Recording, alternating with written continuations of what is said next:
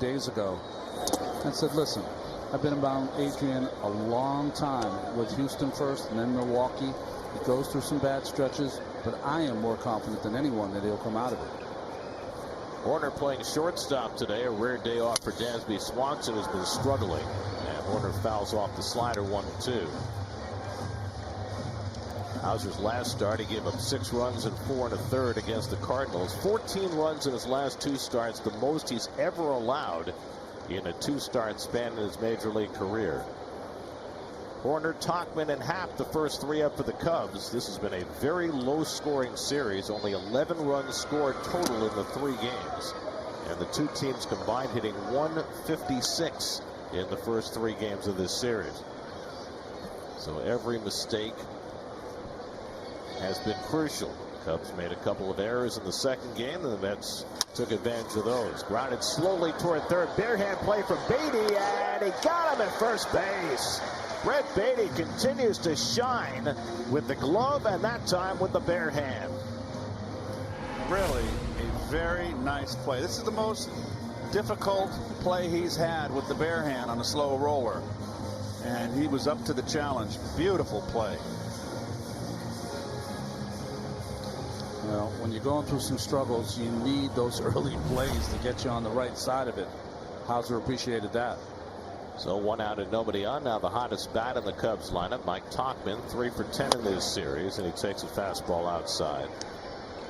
Tauchman now has enough plate appearances to qualify for the league leaders, and he's 4th in the National League in on-base percentage coming into the day at .427. And he takes a sinker off the plate, and it's 2-0.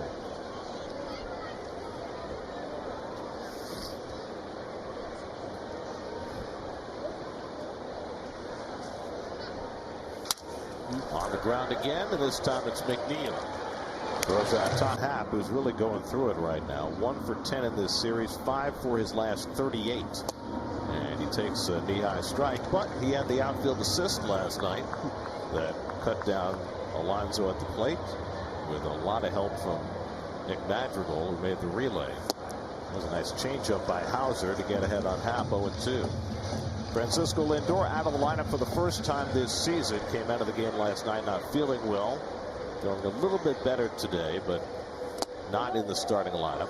As Happ holds the swing, a ball and 2 strikes. I think the 48 hours off will be beneficial for Francisco. It's been such a, when you're struggling like he has, it's such a grind and it wears on you.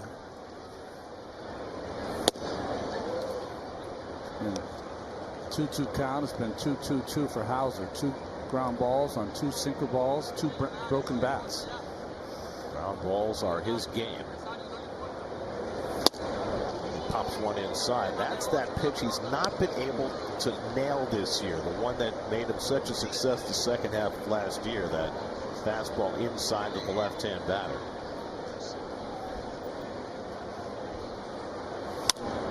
Happy to foul that one away.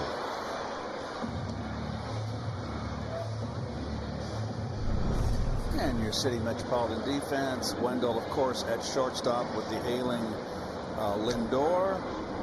Everybody else in familiar position. Nevaez behind the plate. Yeah, that's on the inside corner. Hauser got that one to the inside block. Brandon Nimmo takes fastball for a strike. First fastball at 96 from Brown. Brandon just 2 for 21 on this homestand.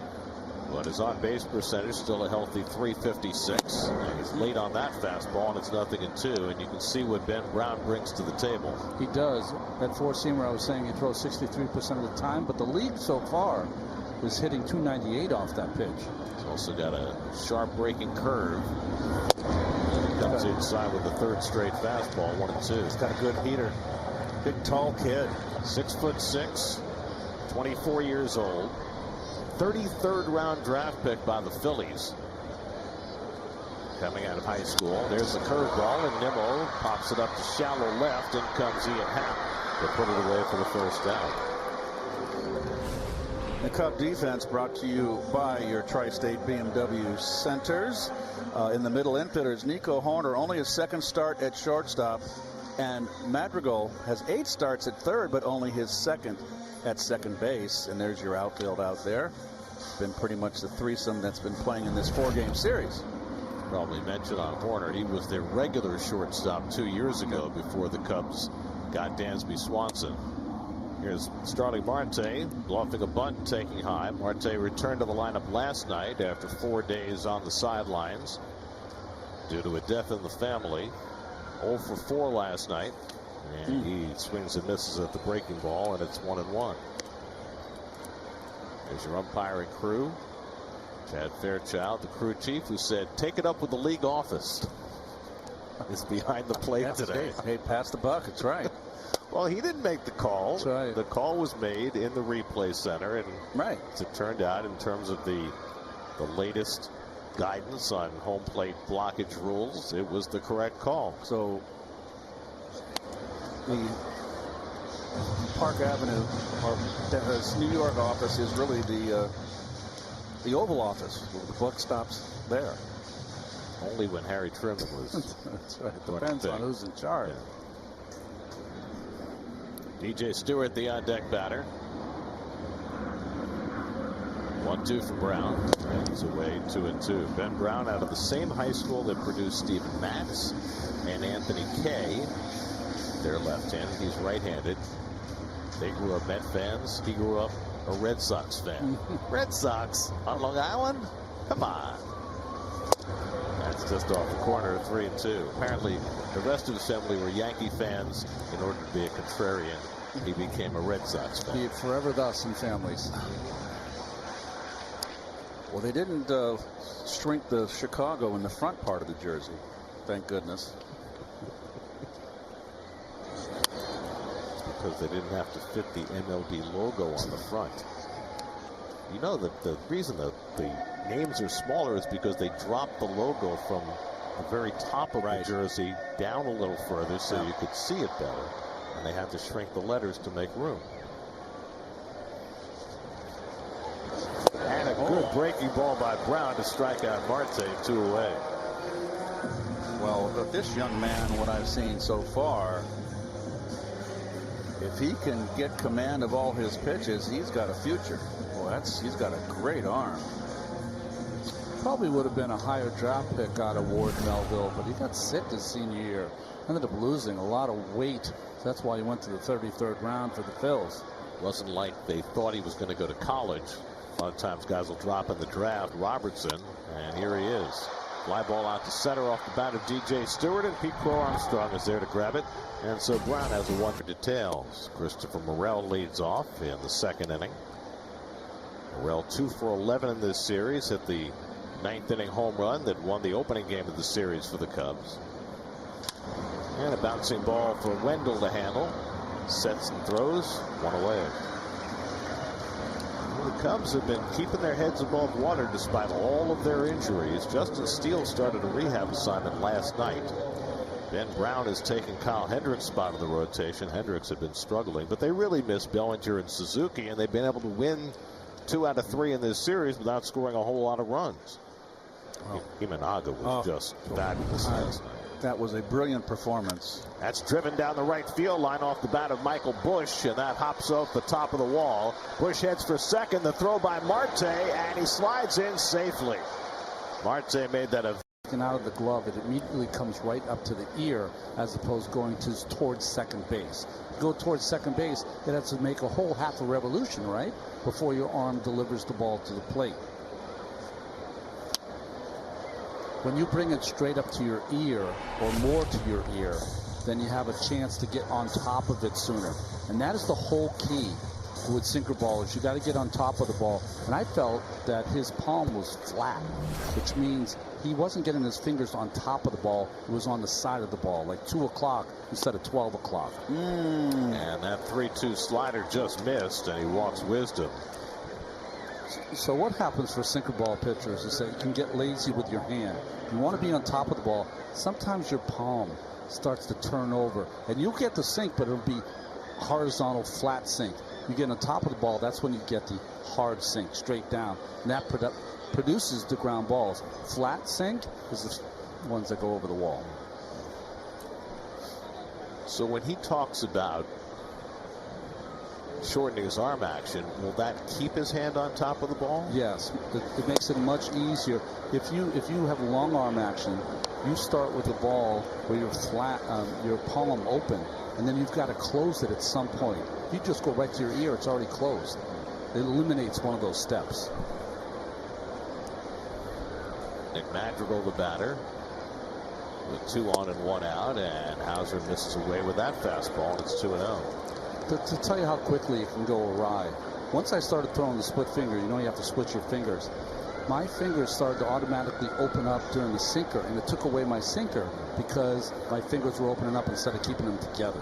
Those kind of things happen during the course of a season. You have to like. So I was throwing. I learned the split finger, and my sinker was right between these two seams. But once I started throwing this, my sinker became very lazy. I started getting on the seams, and the sinker was not a good one, only because of hand placement got lazy. And you needed someone to remind you that, or remind you yourself. Oh, boy. Oh, we got a break there. I thought that was ball 4. So my next question is, if he's trying to shorten his arm action, how difficult a fix is that from one start to the next? Madrigal, it's a potential double play ball. Wendell gets the out at second, but no chance for the relay against Madrigal's speed. So they settle for the second out. Bush goes to third.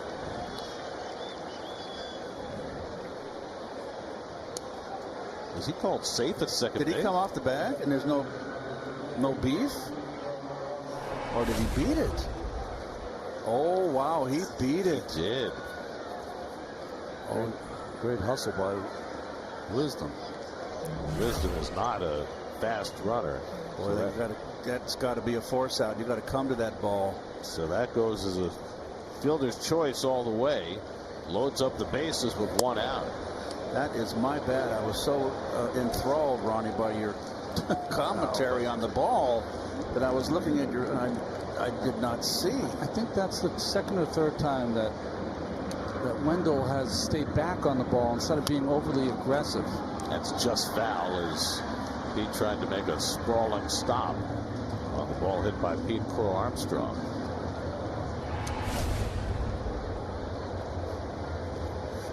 But foul all the way. Crow Armstrong drove in the only run of the game last night with a sacrifice fly. Otherwise, he's gone 0 for 7 in this series. Chance for some damage here with the bases loaded. And Hauser misses away with the fastball, 2-1. That's got to be, you got a pitcher that's struggling. You got to make the plays behind him. The bases should not be loaded. There's a good sinker, and it's 2-2. Okay, he's got a big lead because Pete's playing behind. There's no excuse not getting the force out. We mentioned last night that Wendell is a good defensive player. That's grounded to the right side. McNeil will have to go to first with it as the run comes home. And it's 1-0 Chicago. So Bush comes in to score the first run of the game. You mentioned that Wendell is a good defender, has been just a little tentative. Like he's a little bit tight on a new team. You know, listen, there's 2 ways to play that, okay? Wisdom has such a big lead that if your read is Wisdom has got such a big lead that the out is not a second, then just get up the out at first. You got to get A out, sorry. A out. Wisdom isn't a speed burner. I mean, come on, that's got to be a force out. Yeah. So now a big out to get for Hauser. Jan Gomes, the number 9 hitter, and he pops one up on the right side. Alonso shading his eyes as he moves into foul ground, and that retires the side. So the Cubs scratch out a run and lead it 1-0. From Claremont, Florida. Good luck, Tom. It's a nice number. It's a lucky number, Tom. Pete Alonso leading off. He's gone 1 for 19 on this homestand. Hit that home run Saturday against the Cardinals and has gone 0 for 12 since. Got a breaking ball and fouled it off. 0-2. When you're struggling, it seems like every time in your first at bat you're 0-2 in 10 seconds. Nothing's going your way. Right? Nothing goes your way. Jeff McNeil on deck. And fastball from Brown is high, a ball and 2 strikes. I think a lot of that, Ronnie, is that you miss pitches that you should hit, and you allow that pitcher to make his pitch. When you're red hot, you don't miss. And he chases the curveball for strike 3, so Brown has his second strikeout. He's set down the first 4. I was thinking that Ben Brown must have a big contingent of fans here from Long Island. Good pitch right there. Reminds me of a young Michael Lorenzen when I watch him throw. He was completely fooled on that breaking ball. Here's Jeff McNeil. Jeff's perked up a little bit in this series, gone 4 for 10, raising his average to 257.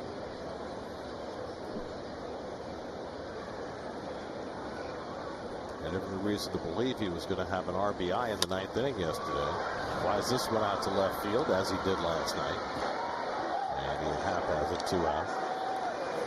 I mean, it was rather stunning when you think about it. I mean, when Happ threw that ball in and Madrigal cut it off, you figured, okay, the jam is off. Right. And then Madrigal just made a magical throw home. Well, from here in the booth, my first thought, as soon as the ball went to Madrigal, I looked for J.D. Martinez. Where was he? And then I picked back up the play because Madrigal threw it home. There's Brett Beatty with 2 out. And he fouls back a fastball. Watch Madrigal on this relay. Watch his setup. Now he's third baseman. He doesn't square up to the throw. He's turned sideways so he can throw home. That is textbook. The other thing Carlos Mendoza said about that play, he said most third basemen are back in the grass. He was much closer to the base. It's almost like he was more aggressive going to get that ball. And of course, give credit to Happ for keeping that throw low enough to be cut. Well, a lot of time they're on the grass, Gary. When it's a double down the line, it goes to the wall, and usually the relay comes into the shortstop, who's out to short left, so the third baseman can come on the grass. But that throw was a routine fly ball, depth-wise. He becomes the cutoff man.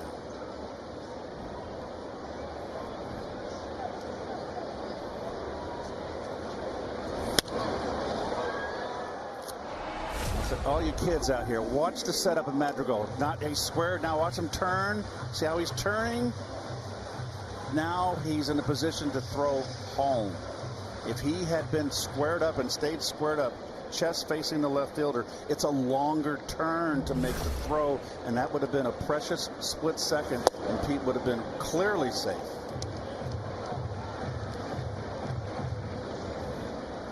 There's a glass. Rose all day. What is... Oh, geez, don't do that. I have to wait till 5 o'clock. You might still be in the Tesla by then. Could still be in the booth then. It could be. 2-2 to Beatty. And he shoots that one foul. Beatty had some good at-bats last night. And put together another one here against Ben Brown, who's gotten off to a good start, retiring his first 5.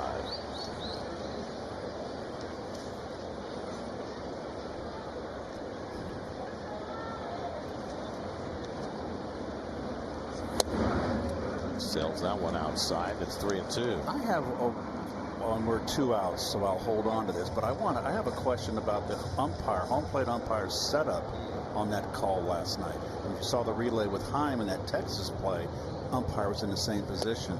Beatty draws a walk on a 3-2 curveball, and the Mets have their first base runner of the day. Now, why is he set up? He's number one. He's in the line of the throw, and he's blocked by the catcher. Why wouldn't he be over on the third base side up front of home plate, looking in towards first base, down the first base line? I don't know if they're teaching that, but to me, that's out of position. Bader hits it sharply on the backhand. Horner gets the out at second to retire the side. Walking one left after 2 in the Cubs batting order. Nico Horner hit a slow ground ball, and Brett Beatty made a nice bare hand play to throw him out. Hauser starts him off with a curveball for a strike. Good curveball.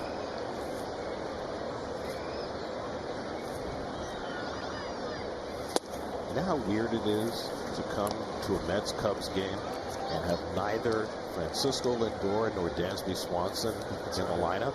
That's right. 2 guys who aspire every year to play 162. Ground ball to short. Wendell has to play. Warner retired, 1 away. Let's check in with Steve Gelb. Steve? Yeah, Gary, I can see the Met vet dog in partnership with the America's Vet Dogs. And he will be here with us this season to be training along with his volunteer puppy raisers to be ready to be paired sometime next year with a veteran or a first responder. Well, you mentioned that to be paired with a veteran or a first responder. We were talking a little bit before about all the amazing benefits. Just what do you guys look for when you're pairing with a veteran to help? I know that for America's Vet Dogs, they're the ones that are out there with the veterans and first responders. They've got a long list, and they are looking for those that where the dog can actually help, whether it's with PTSD. There's a lot of disabled, veterans that are looking for a partner, and so they're looking for those types of veterans and first responders. Yeah, we were talking about it before. Just some amazing benefits for these true heroes in America. Jane, thank you so much, buddy. So great to meet you. I know you're only 11 weeks old, so I think he's got to take a nap. And by the way, name for Buddy Harrelson. He's now got the patch. Oh, guys, sweet. He's teething. Watch out. Well, it's interesting you bring that up, Keith, since you and I both have puppies at home right now. And, I've got a little tiny micro mini golden doodle. Oh. She likes to nip, but her teeth are very small. But I noticed when we came in here the other day that you had a few marks on you. I got Haji always steals the show. I've never talked about the dogs. I have 4 dogs, all flat-coated retrievers. So we've got Macduff, after the hero in Macbeth. He's a Scottish bird dog. We call him Duffy. But he's bitten me all over my hands and forearm and all that. So he had one on your face? He did one on your nose. This morning he got me in the nose. I said, Duffy, you're supposed to lick me, not bite me. That's what we always say. Tongues, no teeth.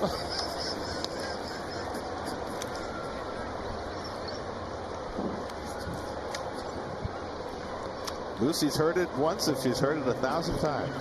And she's only 9 weeks old. Yours is a she? Yes. All our dogs are she. Duff is 12 weeks old. He's going to be an 80-pounder.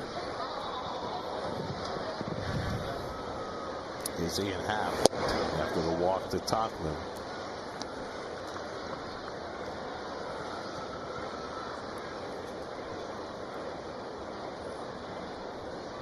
Happ took a call third strike his first time up.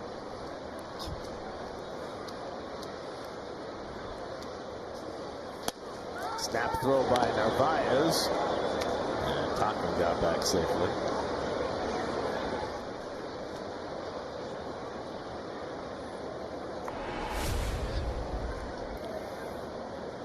Easily back. Just made him get his uniform dirty. And Pete's.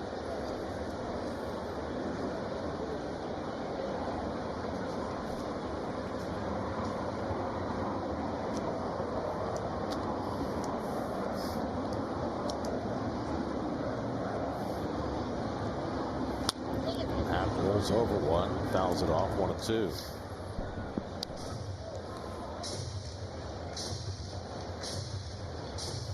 Ron, I see some improvement with Hauser. He shouldn't have given up a run.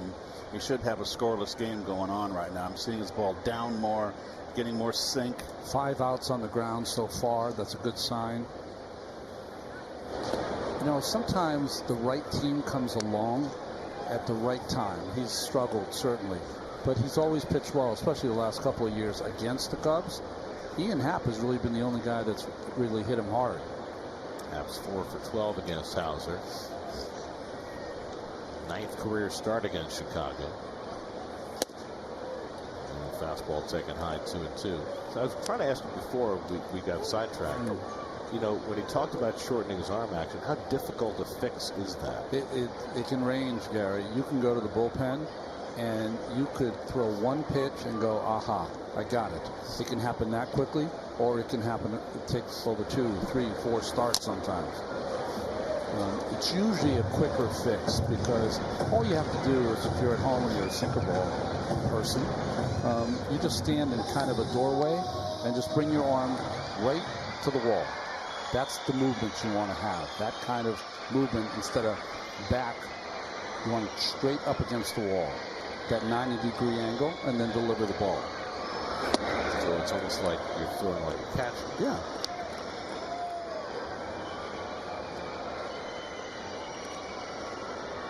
Christopher Morel on deck. Tachman at first, 1 out, 3-2 count.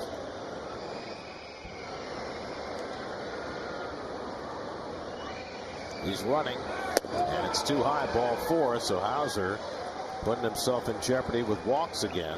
Walks Tachman and Happ back to back. You know, coming into this game, 23 2/3, Adrian has had 47 base runners. What happens when you do that, especially if you're a sinker ball pitcher, it makes it so difficult because you have to pitch to contact. You're not a strikeout guy. You can't eliminate those walks by overpowering hitters. And that's where the rub of the green makes it difficult for a sinker baller. Connor Rogers and Joe DeMeo discuss J.D. Martinez's debut and the early approval rating for Carlos Mendoza on the latest episode of the Mets Pod, presented by Tri-State Cadillac. Subscribe and listen wherever you get your podcast. So now 2 aboard for Christopher Morel, who grounded out his first time up.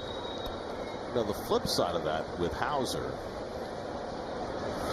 as that's grounded toward the hole. Nice play by Beatty. Out at second. McNeil, the first double play. Beautiful play started by Brett Beatty. His second outstanding defensive play of the game. 5-4-3 double play ends the 1-0. Joey Wendell will lead off against Ben Brown. Wendell 0 for 3 in this series, and he hits a ground ball right to the second baseman. Madrigal makes the play, 1 away. Well, defense right here. Cam. Sorry, Gary. Defense always saves the day. That was a base hit with an RBI on it. Nice. From the knees. The nice play Ronnie mentioned is that Beatty got rid of it quickly, and that enabled the double play.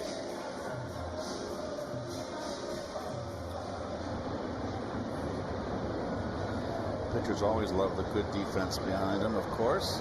Especially sinker ball pitchers who rely on their infielders. There's Omar Narvaez with 1 out. And first pitch fastball for a strike from Ben Brown. No, Ben Brown throws strikes. He comes after hitters. It's a new trend I'm seeing, and I like. Used to be these pitchers used to throw all that dip-de-doo up there. 0-2 and dip-de-doo, and it's 3-2.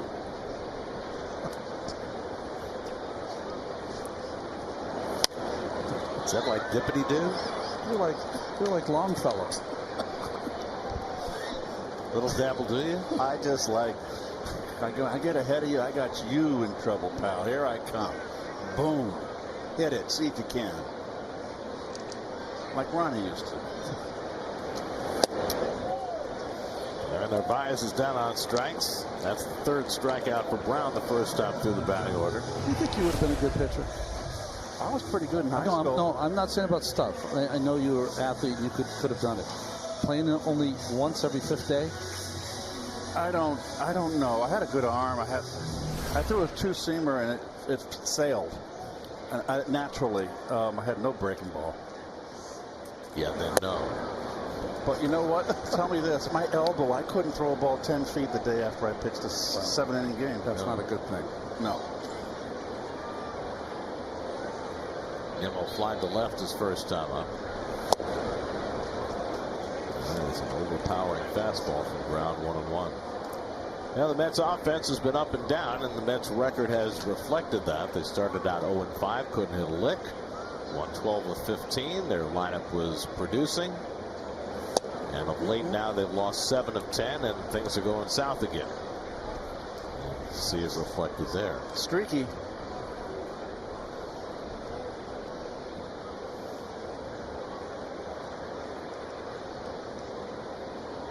1-2 coming to Nimmo. And that fastball just missed somewhere. The Cubs infielders were starting to run off the field. Oh boy. And home plate umpire Chad Fairchild gave Nimmo a bit of a break. Uh-oh. 2-2 coming. And he bounces a curveball. To Brown's credit, he did not show up the umpire, but Madrigal and Horner were both running off the field, and you can understand why looking at that pitch. Wow. Oh well, it happens. You just don't want it to happen too often. Then you got a bad umpire. And those skies went foul.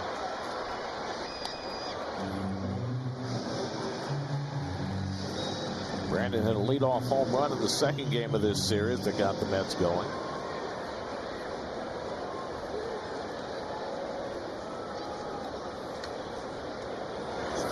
And he takes that one down the left field line, foul. So that was the first game of the series against Jamison Tyone. That was the only run the Mets scored in that game. Does Brown have a physique like a right-handed David West kind of? Remember David? He's got that long. David West had a little bigger lower half. Yeah. Eighth pitch of the at-bat to Nimmo, and that's inside, ball 4. So after Brown didn't get the call for the third strike, he winds up walking Nimmo, his second walk of the day. And whether the Mets score or not in this inning, that might well cost him a number of pitches, which could have an impact later on. He's been back and forth from the bullpen and starting. 75 seems to be the number today. He'll be capped at. Most pitches he's thrown in the game this year is 84.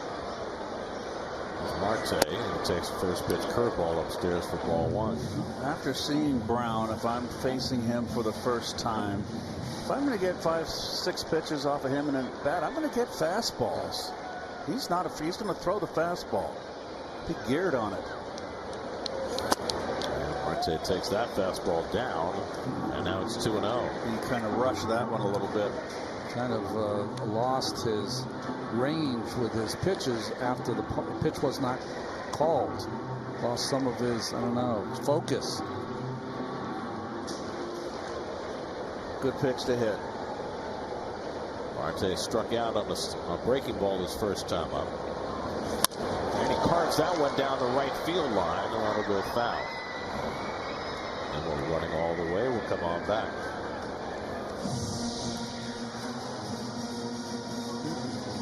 24-year-old Ben Brown from East Setauket, Ward Melville High School. Getting the pitch in his home environs for the first time. Just his 8th appearance, his 4th big league start. And Marte takes a fastball for a strike, and it's 2-2. His starts have all come on the road. He's moved back into the rotation when Kyle Hendricks went on the injured list. And his last start didn't go well at Fenway. This one off to a nice start today. 2-2 coming. And he struck him out with a curveball. Ben Brown with his 4th tumbler, courtesy compliments of Northwell. There's a base hit in the right field for Michael Bush, and he's 2 for 2. Oh, Bush has got Hauser figured out. Got a breaking ball here. Stay back on the breaking ball. Don't go and reach for it. Don't get overexcited. Let it break into your bat. Bush, who had gone hitless in this series until today, has a double and a single in his first 2 at-bats. And now Patrick Wisdom, who walked his first time up. And he takes a fastball in the corner for a strike.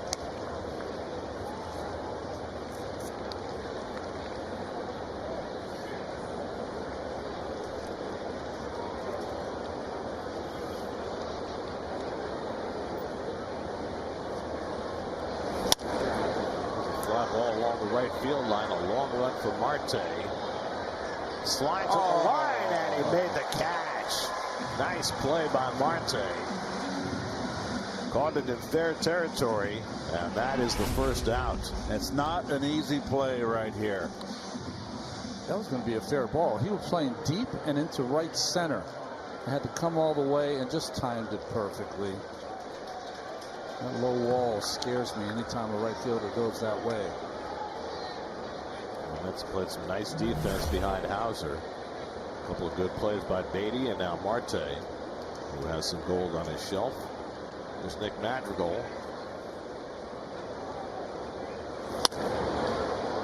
Madrigal has not had a hit in this series, but he's had an outsized impact. Hello. Oh, Steve. Oh, in parentheses, that's appropriate. Should we be wearing his? Should we be wearing his shirt? Right. If he's wearing ours.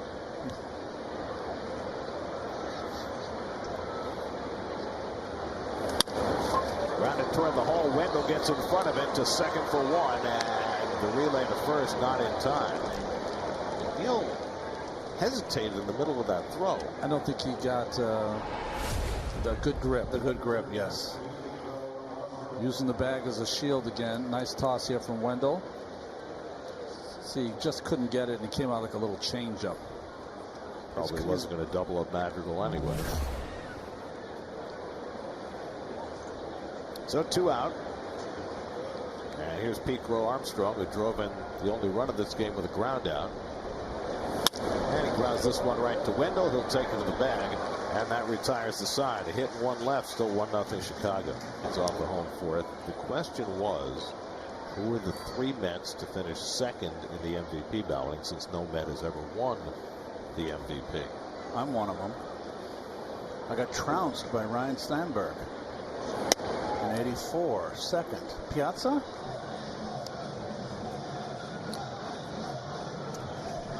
Do you know that there are? I think it's Strawberry in Oh. '88. Was it?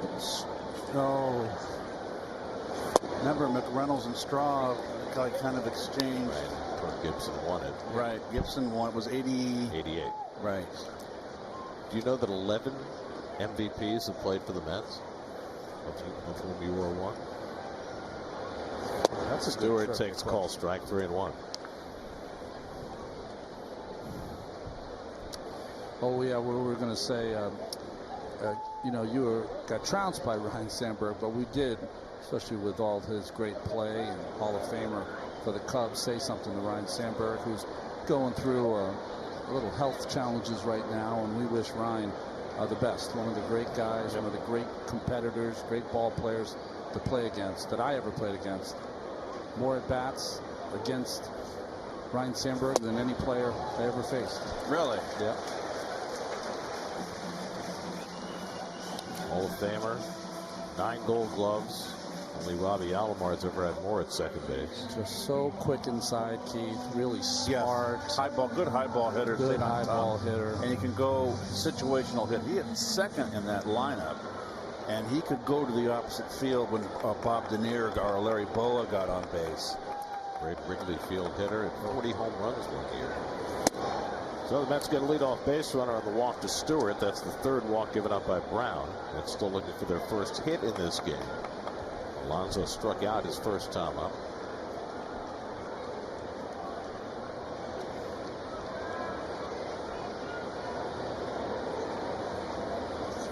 Mets team that has not been drawing as many walks as they're accustomed to. DJ Stewart continues to get on base better than any other Met. Hey, kid. Hope you're having a nice time. And that sunscreen. It's the sun out there today. Stewart came into the day with an on-base percentage of 386. We are not putting you on TV. We promise. You got your wish.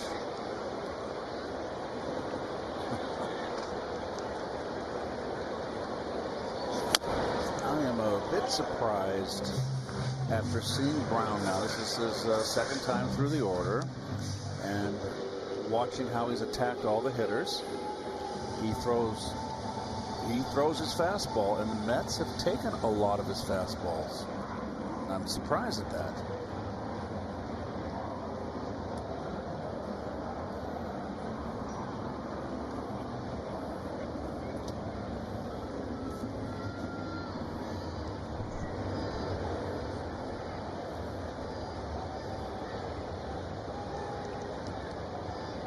1-2 to Alonso.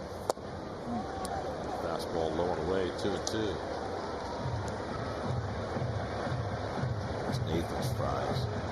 Those are the greatest fries. Nothing like it.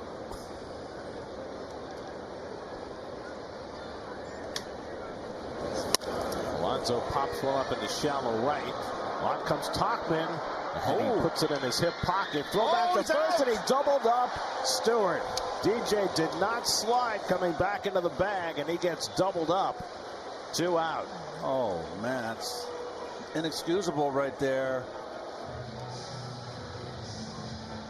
Gary, sorry, I took the play-by-play call away from you there. Oh, boy. That can't happen.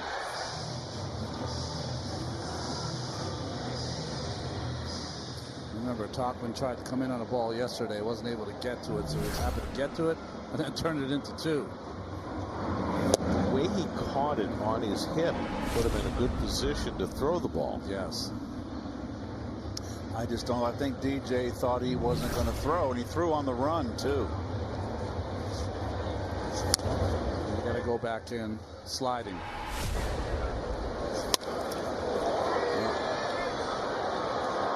It's not like he was way out towards second base. He just didn't slide.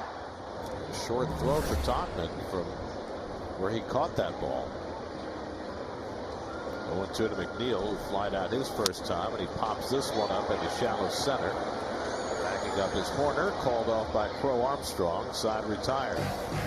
Through fourth. I don't feel that way. I have a couple of friends from Bayonne. There you go. We just needed to wait till the panorama moved us to the appropriate spot. That's nice.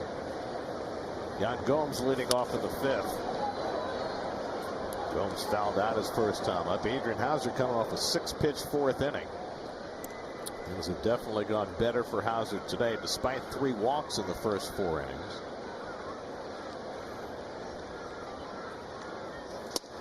And his 10th straight strike is strike 3 call. So Gomes is out looking, and Hauser has his 2nd strikeout of the day.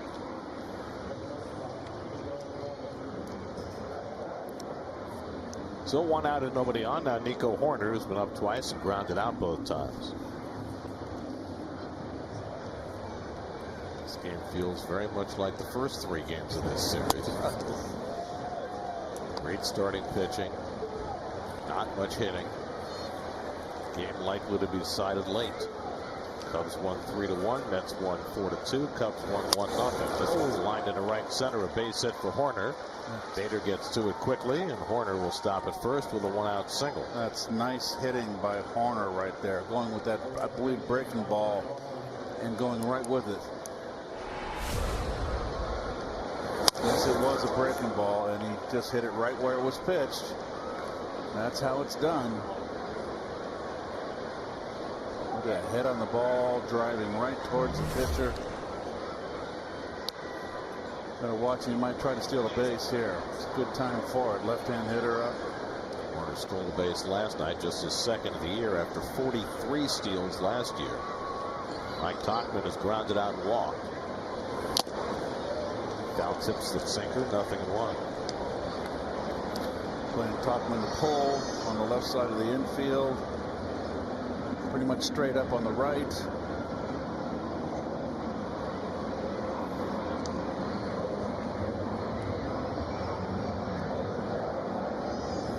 Tauchman is a journeyman player who has taken advantage of his opportunities. Chance with the Yankees a few years ago. Now with Cody Bellinger and Seiya Suzuki down, Tauchman is the go-to guy in that Cubs outfield.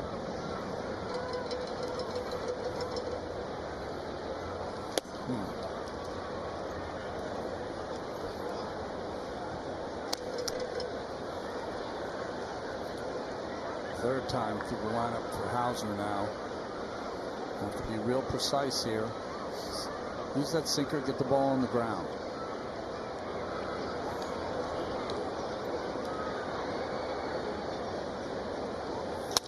Tauchman lifts it toward the left field line. Nimmo ranges over and has it.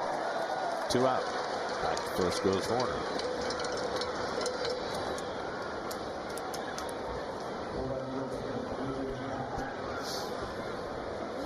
With the second outfield putout behind Hauser, who's got 9 outs on the ground today, which is always a sign that things are going better for him. Now we'll face Ian Happ, who's taking a call third strike and draw a walk, 0-for-1. At some point, Ian Happ's going to break out. Yeah. But boy, he's had a rough series so far. Just 1 for 11 in these 4 games. That's He's 5 for his last 39. makes it difficult for us up here to evaluate players now, especially with the new scheduling where you're playing all the American League teams. You're only playing the Cubs 6 games out of the year. How do you evaluate Happ? You might catch him both times in a slump or both times red hot.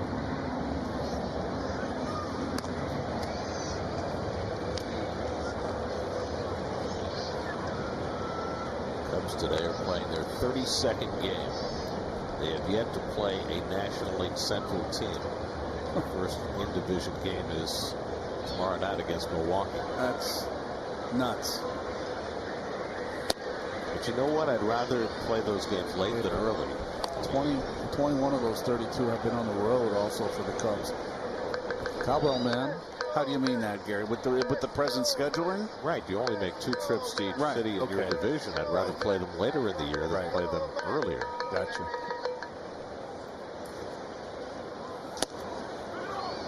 Order started, it stopped, and Narvaez gave him a look. 2 balls and a strike. I mean, you always knew with the 3 divisions that you were going to play in division in April, and you were going to revisit in June or July, and then in September, late August, September, you were going into the division again. Right. Yeah, that's the way it should be.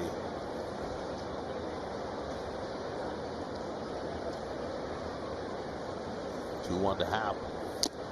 And he just got a piece of that one. 2-2. You know, when I'm watching Ian Happ swing, he's one of those players that has a grooved swing. What does that mean to me? It means that he kind of takes the same swing all the time.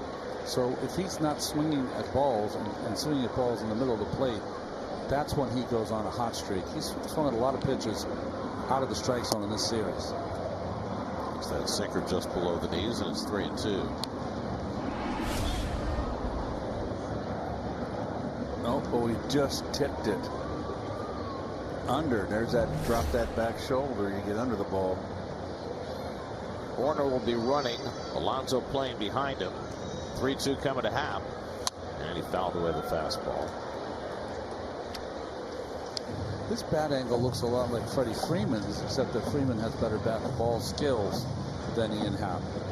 Two different kind of players. Happ's looking for major damage. Happ has got a longer swing. Yeah. Seems like Freeman's bat is in the hitting zone longer. Sometimes pretty like a hockey player. Yep. That's inside, ball 4. So that's walk number 4 for Hauser. Second time he's walked Happ. So that part has not gotten better for Hauser. 4 walks and 4 2/3. It is 20 walks in 28 1/3 innings. It is a hard way to sustain success. And for a guy who last year had 2.7 walks per 9 innings, this year over 6. So now he's got to get through Christopher Morel. He got a big double play ball from Morel on a fine play by Beatty his last time. And it starts him off with a slider out of the strike zone for ball 1. Got to stay down with Morel. Anything belt high or above, that's his power.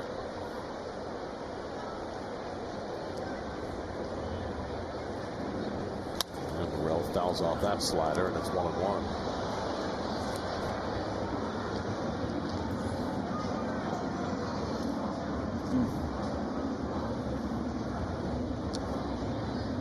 Adrian Hauser from Tahlequah, Oklahoma. Same hometown as Mets pitching coach Jeremy Hefner. They've known each other since Hauser was a teenager. Fastball in for a strike, and it's 1-2 to Morel.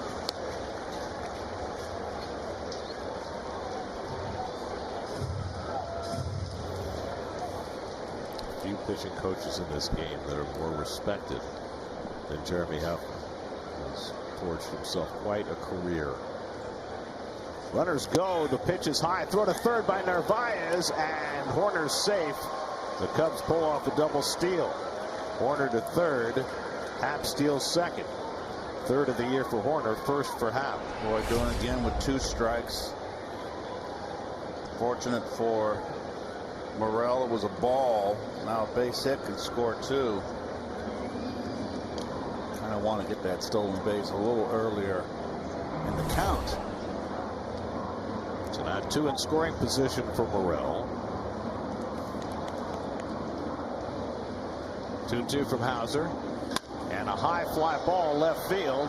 Nimmo goes back, looks up, and it's out of here. Christopher Morel unloads a 3-run homer. His second home run of the series. And the Cubs now have a 4-0 lead. Wow.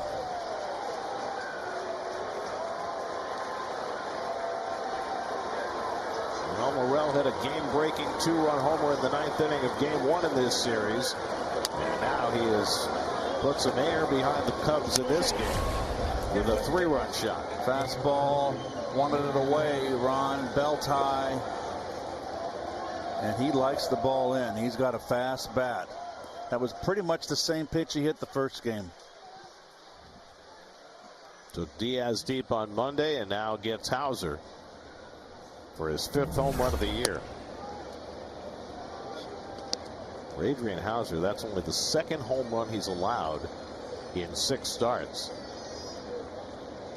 So one of the things that's worked in his favor is that he's been able to keep the ball in the park, something the Mets staff as a whole has done well. Bush is thrown out by Hauser to end the inning, but damage done. Morel's 3-run homer makes it 4-0 Cubs halfway through. To do down 4-0 as they come up in the bottom of the 5th. Brett Beatty takes below the knees for ball 1.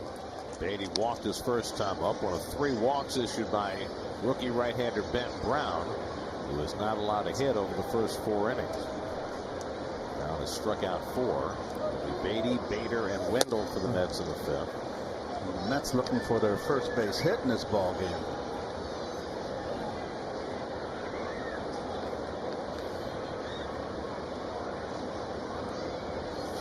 Beatty hooks one down the right field line, headed toward the corner, foul.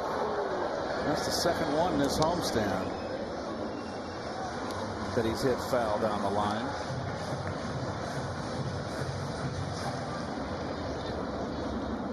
The lead.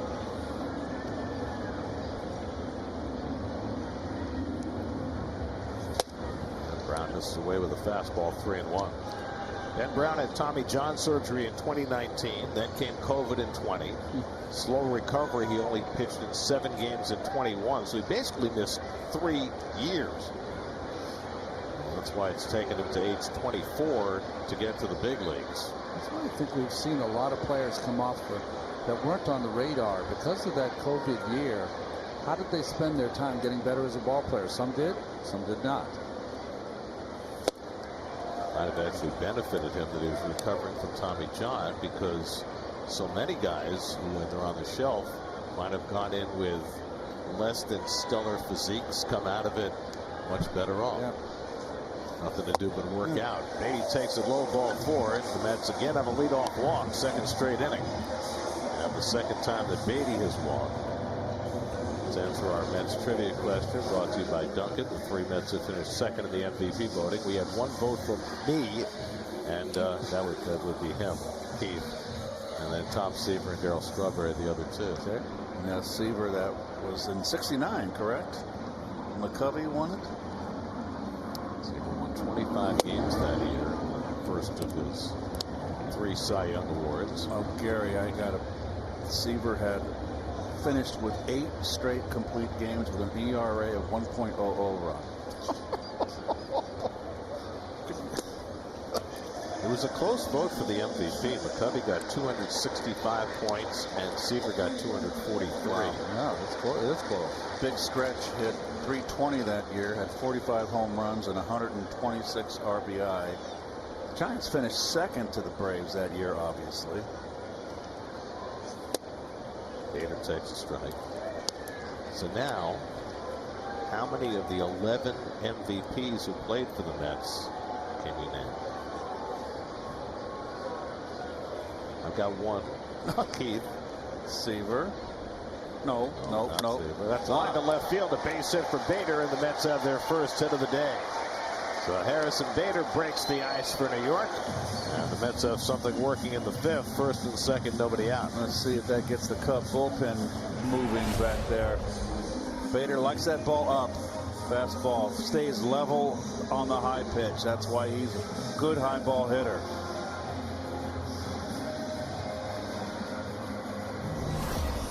So 0-2 award for Joey Wendell. Ken Boyer would be one. Yes, he would. Let's see how many of these guys you played with. One. Maybe only one guy you played with. Two. I mean, Mays is the. Oh, yeah, Willie, of course. Good job. Did Yogi play for the Mets? Yes, he did.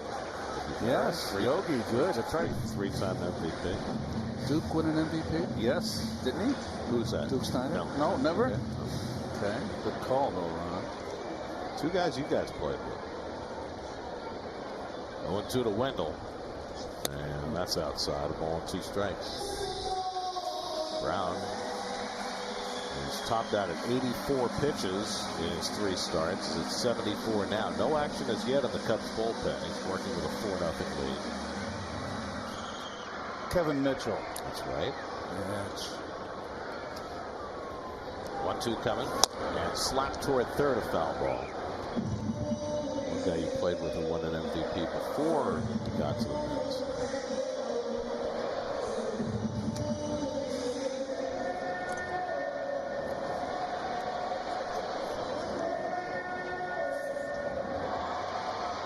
One guy who played for the Mets last year. Oh, my goodness. George Foster. That's right. He wasn't the one from last year. Wendell goes down swinging. 5 strikeouts now for Brown. I was like, I don't remember George taking it that bad last year. Gosh. It's funny. We're getting old. Got one guy on this list who managed the Mets at one time.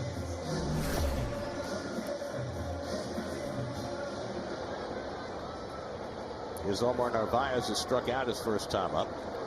Beatty at second, Bader at first, and Narvaez pops one foul back and out of play. How many we got now? Let's see, you've gotten 6, which leaves 5. And one was a manager. Managed more than one places, but the Mets were his first managerial job. Won the MVP as a Cardinal, though. Oh, Torrey. Oh, please. Yes. Popped up left side. Morrell into foul ground. Does a nice job shading his eyes, and that's the second out. So that leaves you with 4 more. One who played with the Mets last year. One who played in the 90s. One who was here in 99 and 2000. And one who played for the Mets in the early 2000s. Oh, so more recent. But the one last year. That's the most recent. Pitcher. Oh, yes. JV. Yes, Justin Verlander. Oh, of course.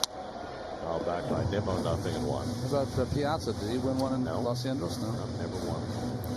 So you got 3 more. One MVP in Boston. One won an MVP in San Francisco. Not Mo Vaughn. Mo Vaughn, very good. Did we get Willie yet? Yeah, that was the first one you got. Good strike. All strike 0-2. If this kid gets out of this inning after getting the first 2 men on base, that's impressive. That would be an impressive end to his 5th inning. Got him a lead, got in trouble, and got out.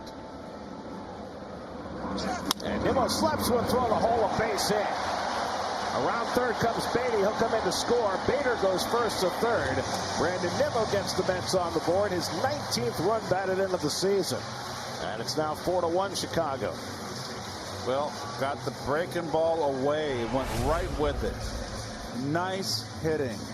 That's a good backdoor breaking ball. And Nimmo just 2-strike hit. Perfect. I tell you what, Happ made the wise choice. There's the contact. Stayed the shoulder right in. Happ didn't take the bait trying to throw the runner out at third. Kept the tying run at first.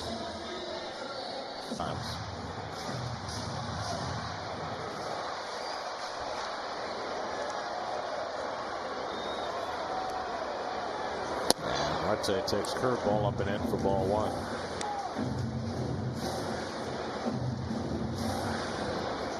Ricky Henderson. Oh, of course. Jeff Kent.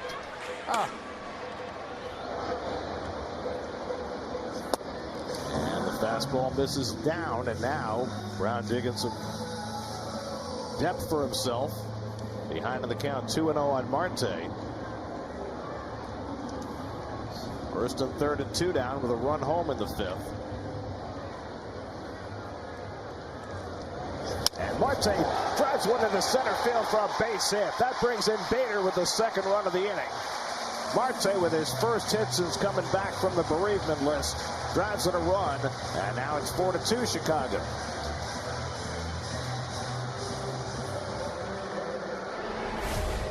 It's funny how we've got goose eggs. That's a good fastball in. Got in the hands of Marte, but strong enough to muscle it out. So they're going to stick with the youngster and try to get him 5. So the tying runs on base for DJ Stewart. And he goes after a first pitch fastball up out of the zone, and he whacked the catcher Gomes on the follow through.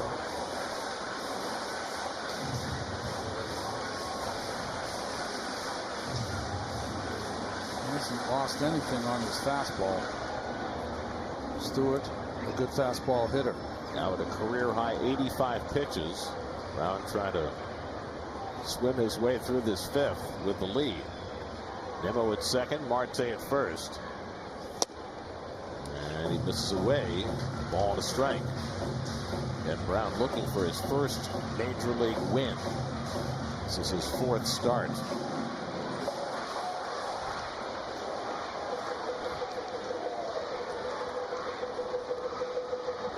And Stewart takes a curveball a little bit high, and now it's 2-1. This is a nice fastball count. He misses with the curve. You got a 2-1 count. Be geared for the fastball. Stewart already has a 3-run homer in this series. And he tries to hold the swing, and he stopped it in time. Oh, he got a little bit of a break from Charlie Ramos at third, and now it's 3-1. I didn't think he went. Close. Barrel started to come around. Not quite. So now it's 3-1 to Stewart. 28th pitch of the inning for Brown. And it's inside, ball 4, and that'll load him up for Alonso. What does Craig Counsell do now? He's going to take him out. 2 down. Mets have 2 runs home in the inning. Alonso's 0 for 2 today, and he takes first slider out of the strike zone from Thompson, ball 1. Nimmo at third, Marte at second, Stewart at first. Mets did not have a hit the first 4 innings against Brent Brown. They have 3 hits and 2 runs in this inning. And Alonso takes a cutter that misses high. 2-0. 2 sliders missing. 1 bat outside, 1 hanging up and in. Count in your favor. He is 1 for 20 on this homestand. He's got a big opportunity presented to him now. And he takes a fastball for a strike, and it's 2-1. Good one to lay off of. That was a good pitch. I mean, Thompson's tipping his hand. That's really what you're going to see from him, right? That cutter slider combo.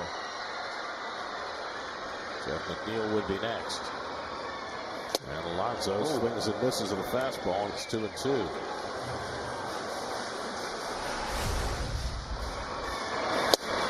Little runner there, huh? Yeah. The cutter or runner? Cutter, yeah. Do that one a little harder, right? Yeah, that's some life on that one.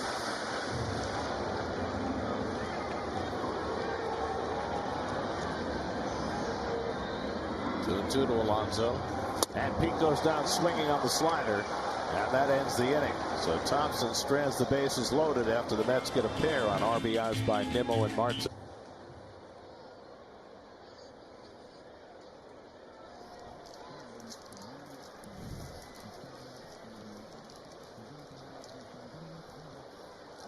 Also in that game, Yastrzemski hit a home run at Fenway Park. That's right. Heard that before.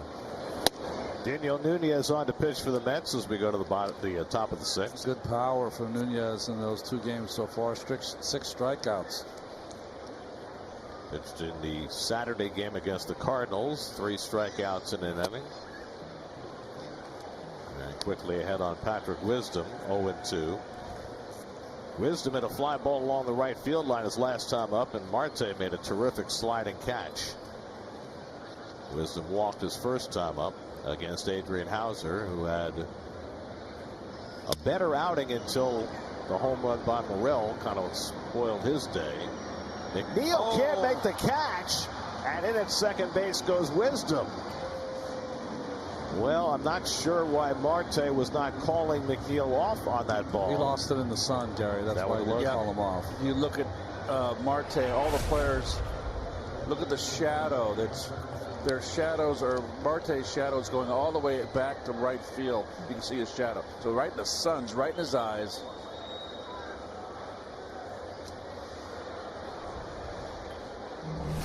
So they'll score that a double for Wisdom. So Good hustle by Wisdom.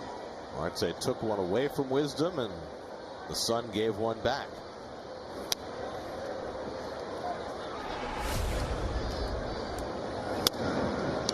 And Wisdom is trying to get some more playing time, so you want to hustle at all costs. Yep. And that got him a double. That's absolutely right. Yeah, so the Sun just blasted the sunglasses. Nick Madrigal at the plate. He's 0 for 2 in this game, but reached safely on a fielder's choice in the second.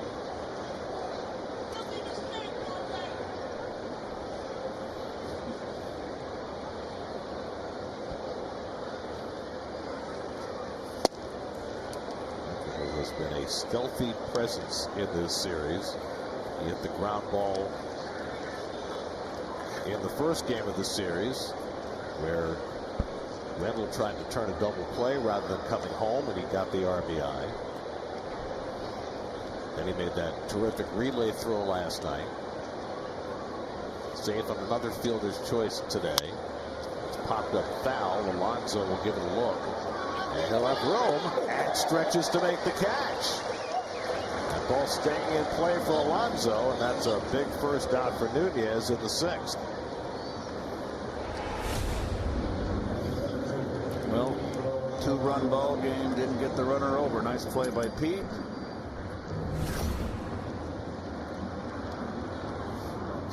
So one away. Wisdom still at second. Now Pete Crow Armstrong, who drove in the first Chicago run on a ground out.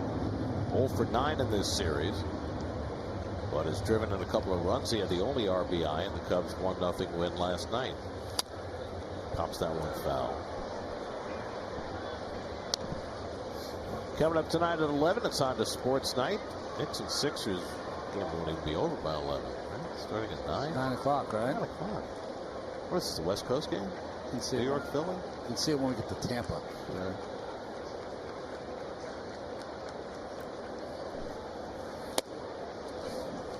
Ball to strike to Crow Armstrong.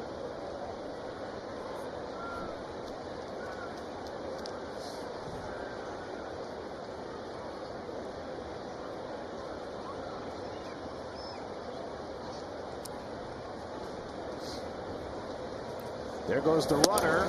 Wisdom trying to steal third, and he beats the throw by Narvaez.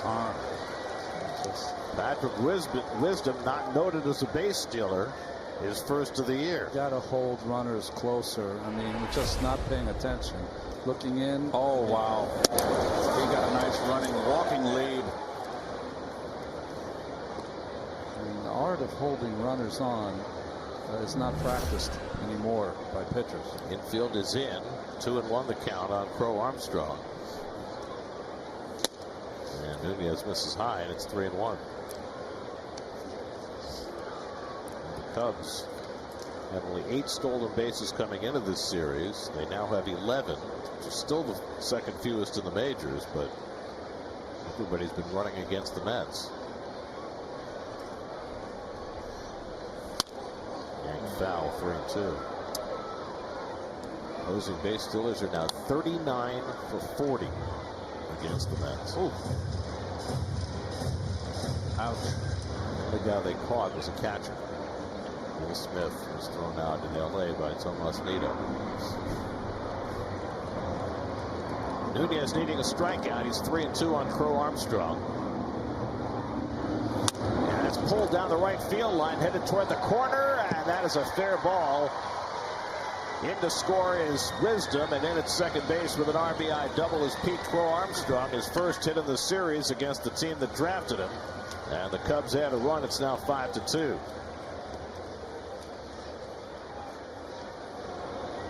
Down and in slider that didn't get in enough. Right there, flat. And that's another big RBI for Armstrong in this series. It's funny. Wisdom kind of took his helmet off, and watch how he secures the bag. He secures it with the helmet.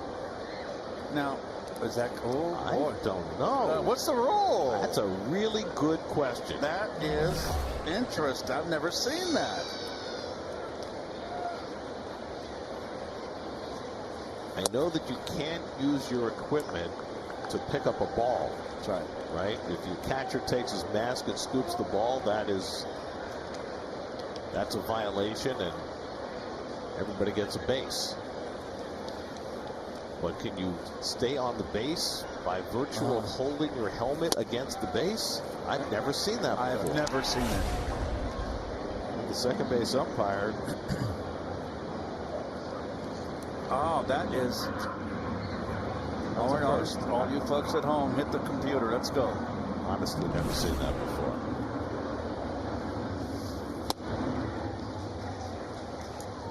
John Gomes down on strikes for the second time today, and that's the second out of the inning. Now, Willie Mays, when he played, he would hit a double or a triple. He would round the bases, and he would tip his hat, hit the beak of his, the visor of his hat, knock his hat off. Carlos Torres is right on top of the play. And He says it's kosher, and no argument from the Mets. Wendell handles the grass skimmer by Horner and throws home sixth inning. Jeff McNeil leads off against Keegan Thompson, who came in to get the final out of the fifth. And he throws him the first pitch curveball for a swinging strike. Jeff's been up twice, flied out both times. McNeil, Beatty, and Bader for the Mets, who got 2 runs in the fifth to get a little closer before Crow Armstrong's RBI double made it a 3-run game. McNeil smacks one down the line and just foul. Oh boy, did he smoke that one into the second deck and fouled by a couple of seats. It's a good tee shot right there down the right side of the fairway. Driver or a 3-wood? This was a bullet 2-iron. Jeez.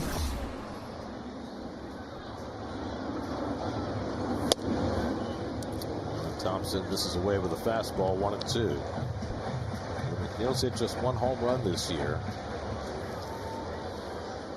Trying to get his season completely pointed in the right direction. He's had a hit in 4 straight games. But he hits this one back to the mound, bobbled momentarily by Thompson, and then he threw underhand and lost the play. Oh, wow. I mean, once you bobble it, how do you throw underhand? It's because you can't throw overhand. That's why. Wow, that's going to be an E? Yeah, it's got to be an error. It's got to be an E. This is. The reason you throw underhand is because you have the you-know-what's thrown overhand. Yips? Can you say yips? Not supposed to say that out loud. Well, not with a golfer in the frame. You're not supposed to say that? Come on, make the throw. Jeez. So the Mets get a break. A leadoff base runner on the error by Thompson, and now here's Beatty. And Brett takes Cutter for a strike. Beatty's been up twice, walked both times, scored the first Met run in the fifth. What would Casey say? Does anybody know how to play this game?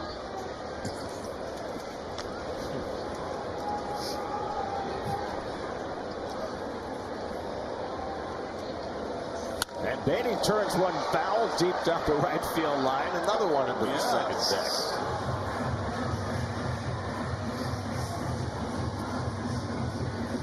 So both McNeil and Beatty just a tad early against Thompson's offerings. And they've made a couple of kids in foul territory awfully happy. Oh, doing the gritty. Nice. How do you know that's the gritty? I have an 8-year-old son. The gritty? It'll take me about a half hour to explain it to you. I have to wait till after the game. Isn't Gritty the Philadelphia Flyers mascot? It's the 0-2. And that's in there for a call, strike 3. Got him looking at a cutter. And that's the first out of the inning. Well, here are your city probables for the upcoming series in Tampa Bay. Jose Quintana against Aaron Civale tomorrow night. Luis Severino against Zach Littell, not on our air, Saturday night. And then Sunday, Sean Manaea against Ryan Pepio, who's done a great job since coming over from the Dodgers. For more on the Rays, let's check in with Steve. Gary, things are weird in Tampa Bay right now. The Rays are struggling in a way we haven't seen in a long time. They're 2-8 in their last 10 games, including a 3-game sweep at the hands of the lowly White Sox, who had only won 3 games prior to that series. And they are 4 games under 500 for the first time since 2018. Lost 15 games in April, the most since 2014 for the Rays. And the real culprit, you saw the pitching matchups. The pitching's been okay. Base hit for Bader, so the Mets have 2 runners on here in the bottom of the 6th inning. But offensively, struggling mightily across the board. The 2 guys that are most notable, Yandy Diaz, who won the AL batting title last year. He hit .330 last season, hitting just .211 right now, and Randy Arozarena hitting .139. So those 2 guys in the top 4 in the order really bringing down the offense as a whole right now. Now Francisco Lindor is going to bat for Joey Wendell. Lindor, who came out of the lineup in the 3rd inning last night because he was not feeling well, held out of the lineup today, and now he'll get the pinch hitting opportunity at the 6th, carrying the tying run to bat. Now Harrison Bader with his 2nd base hit of the day, setting the stage for Lindor to pinch hit.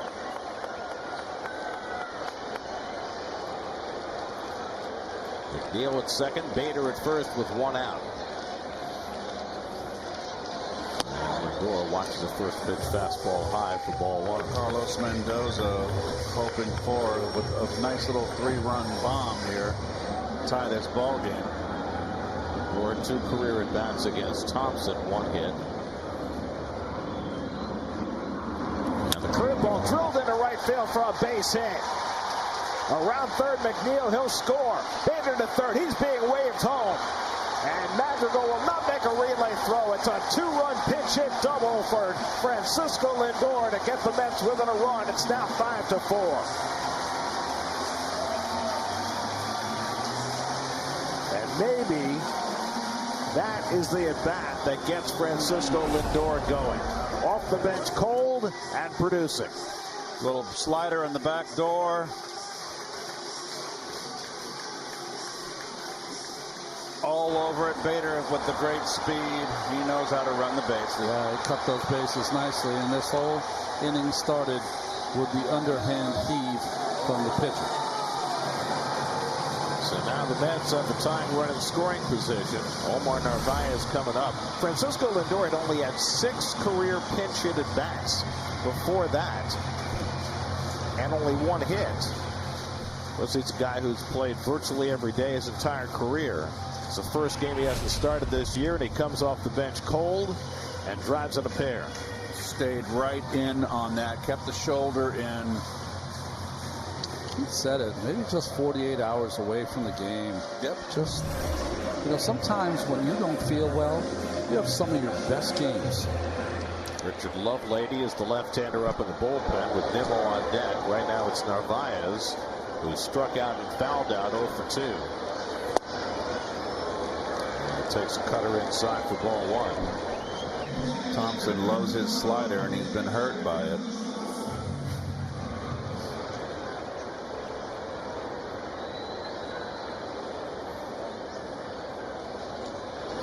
Narvaez is late on the fastball, and it's 1-1.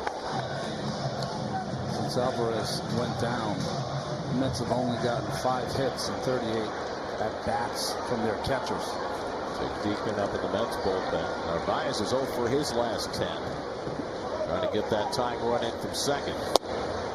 And that cutter misses just out of the strike zone, 2-1.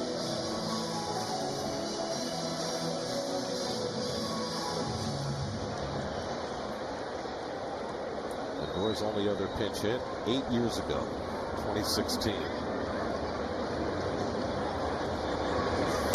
Bias fouls off the fastball, and it's 2-2.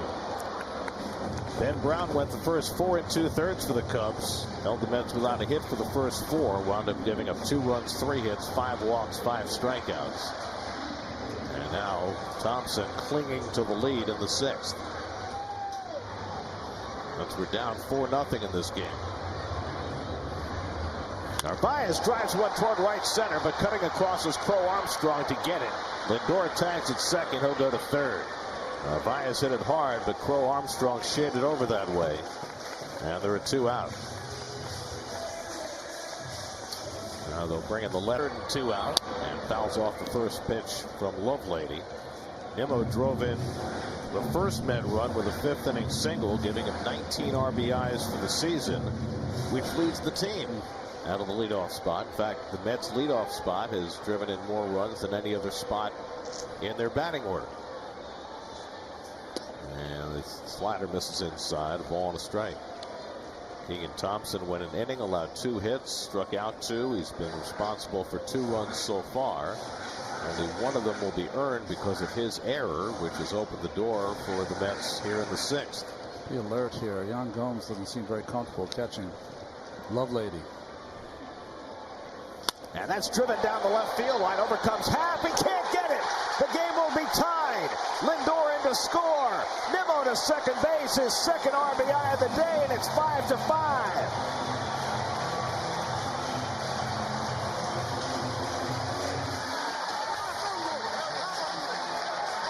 Brandon Nimmo going the other way against the left-hander. Drives in his 20th run of the year, and the Mets have come from 4 runs down to get even. From the leadoff spot. Little fastball away, right with it. Beautiful hitting. Now Starling Marte against the left-hander, and he's been crushing lefties. Cutter runs in, and he swings and misses, nothing in 1. Well, on the outside corner, almost just a little bit of play, but just not a bad pitch and just good hitting. Nimmo had just 2 hits on the homestand coming into the day. Got the day off, at least most of it yesterday, and he's come out flying today. You just don't get any advantage against Brandon with a lefty. 2 unearned runs. The lone Met win in this series. The Mets had an unearned, I think 3 unearned runs. Yep. So, Cub defense. J.D. Martinez getting ready for a pinch hitting assignment if the inning continues against the left-hander. And Marte goes down swinging to end the inning. But not before the Mets get even. Lindor and Nimmo with the big hit. 7th, we start even. Mike Tauchman takes a fastball inside. Diekman was asked to get an out in the 7th yesterday. He'll be asked to get 3 here in the 7th today. The out he got was Pete Crow Armstrong with a runner at 30, struck him out. Tauchman's 0 for 2 and a walk today, and he fouls off the fastball from Diekman, 1-1. Daniel Nunez gave up a run in his inning of work after Adrian Hauser was touched for 4 runs in 5 innings. And it doesn't sound like it, but it was a much better outing for Hauser today. Tries to crowd Tauchman, who missed inside 2-1. Ian Happ on deck, and then Christopher Morel. So Diekman's pitching back-to-back days. Yesterday, Jorge Lopez and Sean Reed Foley both pitched back-to-back. Ottavino as well, right? Yep. Back-to-back yesterday. So the Mets might be a little short in that bullpen today. You figure that those 3 guys, Reed Foley, Lopez, and Ottavino, are not available. Reed Garrett is, though. And the big man should be available today. Diaz was up yesterday. If the Mets had tied the game in the 8th, he was going to come on for the 9th. But they didn't, so they went to Reed Foley instead. All he did was strike out the side. Fairchild has missed a few pitches that have been on the knees. He likes to call the high pitch, doesn't like to call the low pitch. And they've gone both ways.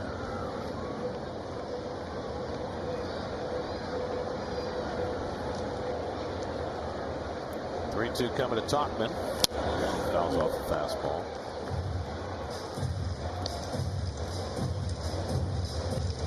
Rockies kept their streak intact today. They, you're cold here. 32? 31 straight games they trailed. They lost in 10 innings today, 5-4 to the Marlins. Little looper over third, and Beatty goes up to get it. Boy, Brett Beatty's had himself a day defensively.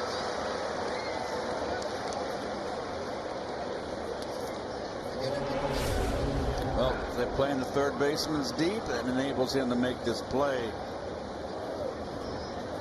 So 1 out and nobody on, and we check in with Steve. So, guys, I want to go back to that play in the 6th where Pete Crow Armstrong used his helmet to stay on second base. I checked in with Major League Baseball, and they said that even though that specific issue is not written down anywhere, he should have been out, and if the play was reviewed, he would have been out. You cannot use equipment like that to gain an advantage. Otherwise, runners could use their helmets to extend their reach going into bags. Interesting.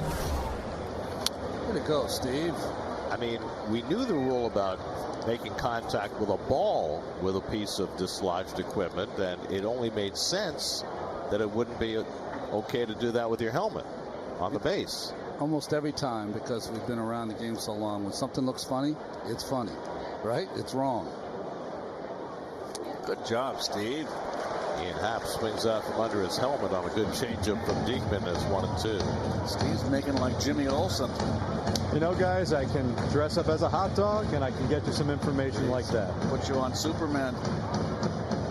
Jimmy Olsen, crack kid reporter. Can you get on one of those rings in Tampa this weekend? Popped up in foul ground. Long run for Alonso near the dugout, and he can't quite get to this one. Well, he made a nice reaching grab in the last inning against Madrigal, but this one he just couldn't quite squeeze. I don't think that this should be an error. We'll see what they score, but he's got to negotiate the side. And pop-up wasn't that high up in the air. That's right. He hustled in there to try to make the play. No error. And Happ goes down swinging for the second out. So Diekman makes it a non-issue.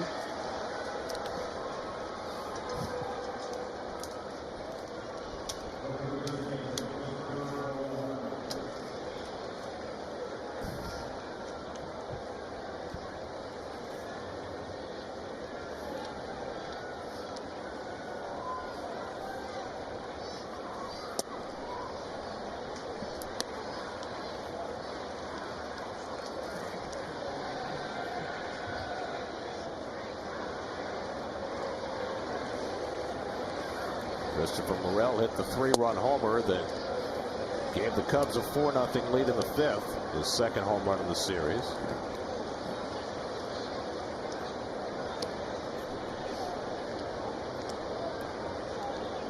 This kid's got a world of talent. I think he's still learning how to hit. With tremendous power. He's got a fast bat. Yep. Change up away, 2 balls and a strike. Kind of flies that shoulder out. Doesn't like that ball away. He likes that ball middle in. Middle in and out.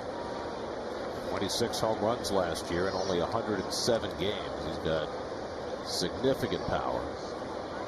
And we've seen that in this series. The backdoor slider misses 3-1. 26 home runs in 107 games. But he started in the minor leagues where I think he hit 11 or 10. So a big year. Bush, who got off to a big home run start this year, on deck. 3-1 to Morel. And the changeup misses down for ball 4. So that's 5 walks for Met pitchers today.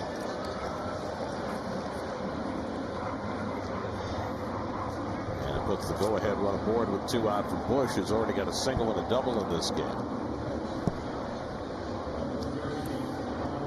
Well, this is interesting. ESPN is reporting that the Mets are going to be calling up Christian Scott to pitch Saturday at Tampa Bay, which would be his major league debut. Scott, who has been just wonderful in AAA this year, striking out the world. We'll find us a place for you and I to go watch that game. That's supposed to be Severino's start on Saturday, so maybe the Mets are looking to go to a 6-man for this stretch of games. Up and in to Bush, a ball and a strike. Certainly make that a fascinating game on Saturday, which we are not broadcasting. See, we didn't do J.D. Martinez's debut. We didn't do the City Connect's debut. We didn't do Alonso's 200th home run. What's that Beach Boys song? It takes good timing. You need good timing.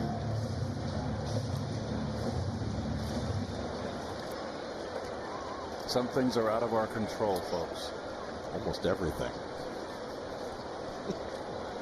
1-2, runner goes, and it's fouled off. That ball was riding in on Bush. Rolling motion will go back. I mean, you're not even in control of your own microphone. They can turn off your microphone at any time. Well, Bill Webb used to always threaten to cut our mics. Did he ever? Well, I don't know. It's a good question. Something had to keep you in line. And Bush goes down swinging on the fastball. Dinkman with a couple of strikeouts in a hitless 7th. Home 7th inning. J.D. Martinez will bat for DJ Stewart with the lefty Richard Lovelady in the game. And J.D. takes a rip at Lovelady's first pitch. 0-1. Martinez 1 for 3 last night. Had the double in the 9th inning that set the stage for the game-ending double play. And Lovelady misses down, a ball and a strike. Lovelady gave up the tying double to Nimmo in the 6th, then struck out Marte. Now facing Martinez, then Alonso and McNeil. That makes it likely this is his last batter. They sent him out for the inning, which meant he had to start the inning. So he has to face Martinez. That's a new rule this year. It used to be that you could switch pitchers if there's a pinch hitter coming in after players taking the mound for the inning. Mount Rushmore. John Miko. Fan, right? John Miko's there. That's the most important thing. Steve Summers. Oh, Steve. Steve's there. Mike. Oh, Big Mike. Mike. Hi, Mike. 2-2 coming. That's wide to right center. A base hit for Martinez. So the Mets with the 2 big bats out of the lineup today. Lindor produced as a pinch hitter, and so does Martinez. He can do this as well as anyone. That ball inside, he can drive to right center. We saw it last night. That ball inside from Neyries, he hit it up over Pete Crow Armstrong for that double. It just naturally goes that way easily. Well, Craig Counsell's got a right-hander up in his bullpen, but he's going to stay with Lovelady against Alonso, who's gone 0 for 3 today. And Pete takes a fastball strike.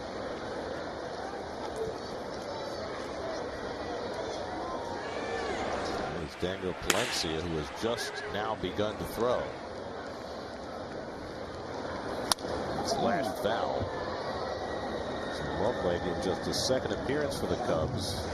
Counsell showing a bit of faith in him in a spot that might cry out for a right-hander. I think he's got to go through Pete because of the McNeil-Beatty combo behind him.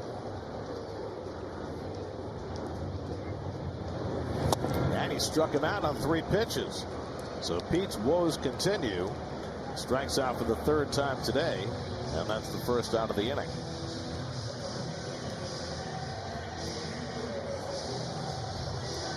Alonso now 0 for his last 16.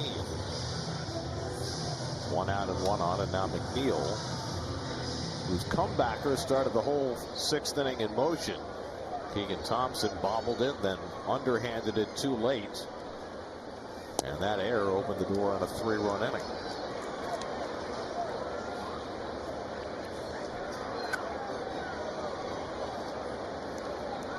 Lovelady, an Atlanta area kid. Started out his career in Kansas City. And slider off the plate to McNeil, and it's 2-0.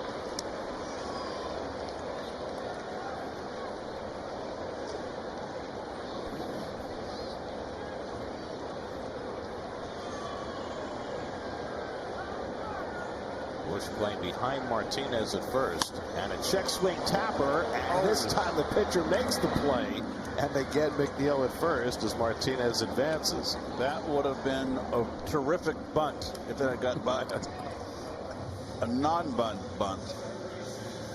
The Lovelady showed some good athleticism here and quickness. Gets over there, backhands it.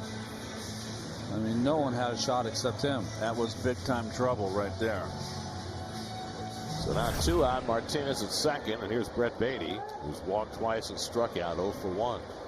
Cubs 5 runs, 6 hits. The Mets 5 runs, 7 hits. We're in the 7th. And the first pitch slider out of the strike zone for ball 1. Gomes looking back at the home plate umpire Chad Fairchild as if to say, where was that pitch? Fairchild is telling counselors away.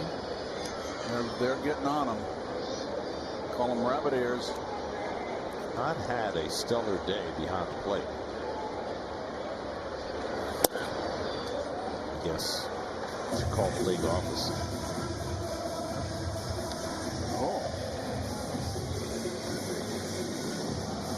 Spectrum 1 high-speed hitting. Harrison Bader has the hardest hit ball of the day, and that was an out.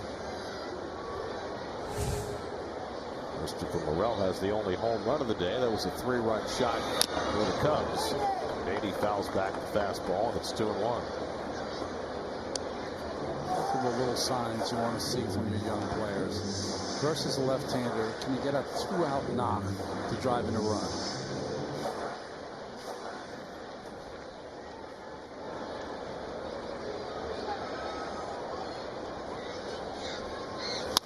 Rolls one down to first, backing up his Bush. He stumbles, and close play, but they get Beatty at first. And that was almost a disaster for the Cubs. Relievers in baseball and strikeouts. Patrick Wisdom will be the first man to face him in the 8th inning. And he takes the first pitch slider for a strike, 0-1. There it's just been filling the strike zone with pitches early in the count and striking out people with splitters. And it's been a thing of beauty so far over the first month of the season. Wisdom hit the fly ball to right that Marte lost in the sun, that fell for a double and brought in the 5th Chicago run. It gave them a 5-2 lead before the Mets tied it in the bottom of the 6th.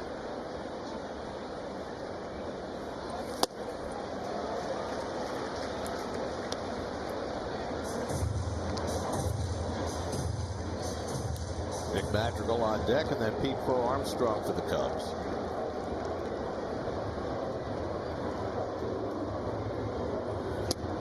And the slider off the plate. 2-2.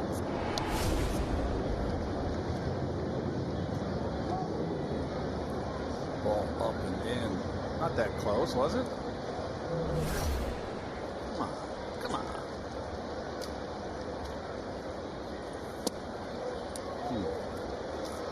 Cutter misses outside, and it's 3-2.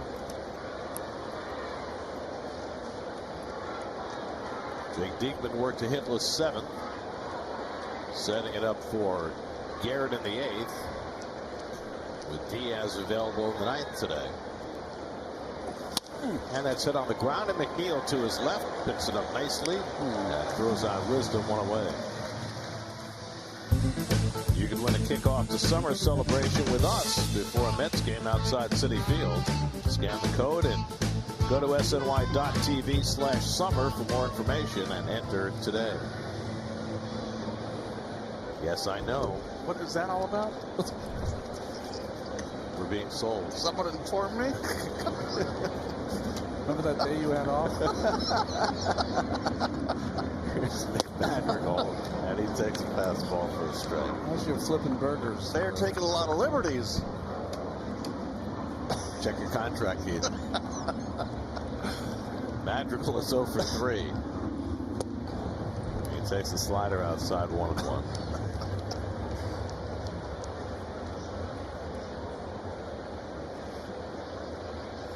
Well, that bullpen has been nothing short of spectacular, top to bottom this year. And Garrett has been its prime practitioner. Out to right field, and Marte eases back and retires Madrigal, 2 out. You know, when watching Garrett this year, and we've seen a bit of him in the last couple of years, is that he'd be brought in situations and you didn't know. It's kind of 50-50 whether he'd have a good outing or not. To me, he looks like he doesn't even care who's in the box. He's just throwing to the glove. He's upped his repertoire by adding some pitches, but I think it's his aggressiveness and a willingness to go right after hitters that has changed his ascent. Crow Armstrong's driven in 2 runs today with a ground out and double. He grounds that one foul. Is it just me, or is he yet to throw a splitter in this out? He has not. Yeah. That's very unusual. That has been his prime pitch, particularly his out pitch. He's got a lot of other weapons he can go to. As he's shown there is the split. He loves to throw it to the left-handers. It's a really effective pitch to the left. I mean, right on either side of those. I mean, just really fires it in there. He's got great arm action.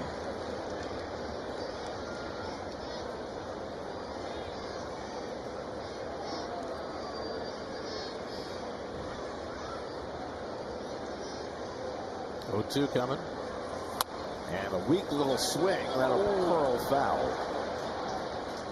There it goes over and touches it to make sure it wouldn't spin back the other way. Whenever I see that play, I always think of Taijuan Walker. One Pittsburgh, right? Was it first game after the All-Star break? Right after the All-Star break, and I think 3 runs scored. Yeah. He whacked the ball that he thought was foul, but it was fair, and it rolled around in foul territory, and he stood there arguing about it, and yeah, that wasn't good. Taijuan, by the way, is back with the Phillies now. He was out in the early part of the year. They're going with a 6-man rotation. Another check swing, gets it off the hand of Garrett, who recovers but throws it away. Crow Armstrong heading for second. McNeil has a chance to get him. Now Crow Armstrong back to first. God, umpire got in the way. It's embarrassing. Well, Garrett couldn't pick up strikeouts. Crow Armstrong is running. The throw by Narvaez, and McNeil stumbled over the bag and couldn't take the throw cleanly. A little bit of a circus here in the 8th inning. That's a stolen base for Crow Armstrong, his first. No, this is most of the game has been some unusual plays. I don't think I've ever seen that one before. And I don't think that's the first time we've said that today. So the go-ahead run in scoring position, a 1-0 count to Gomes. And he huts one in the air to center field. And Bader starts back, now comes on to get it. And that retires the side. To the bottom of the 8th we go.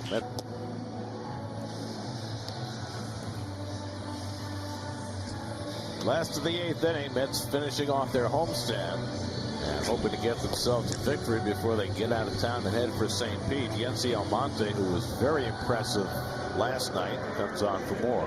A couple strikeouts with that big, hard slider. Almonte came over from the Dodgers. Good pickup. Struck out Tyrone Taylor and Starling Marte last night. He'll get the bottom third of the order, but the bottom third includes Francisco Lindor, who pinch hit in the 6th and stayed in the game. So it's Bader, Lindor, and Narvaez due up in the bottom of the 8th. Bader's already got 2 hits today, and he takes the first cutter outside for ball 1. Bader singled to left and scored in the 5th, singled to center and scored in the 6th. Lindor doubled him in that 6th inning as the Mets got 3 to get even.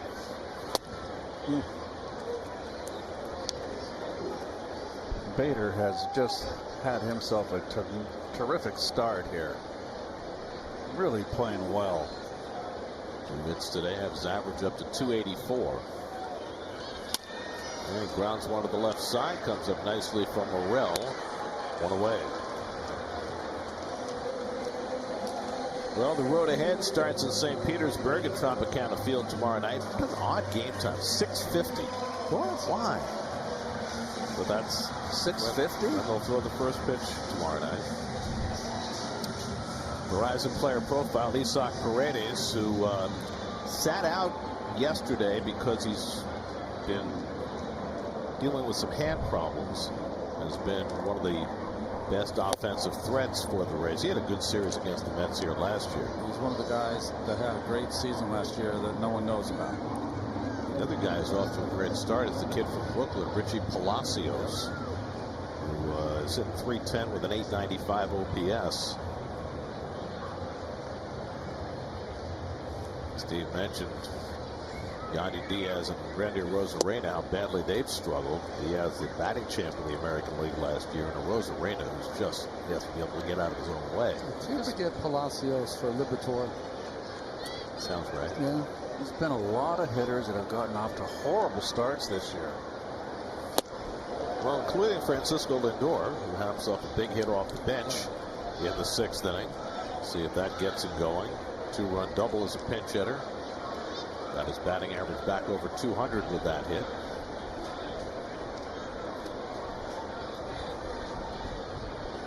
And he loops one over short, but back there goes Horner to snag it for the 2nd out.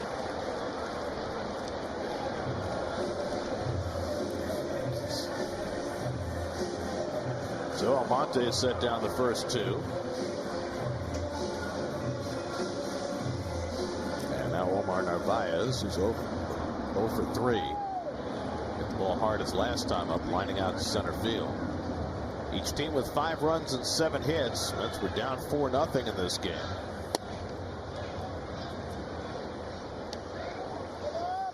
Diaz is not warming up in the bullpen. Tells you that Reed Garrett is probably going back out there for the 9th. Might have changed, I would suspect, had the Mets gotten a lead. Garrett going over the hitters in the next inning.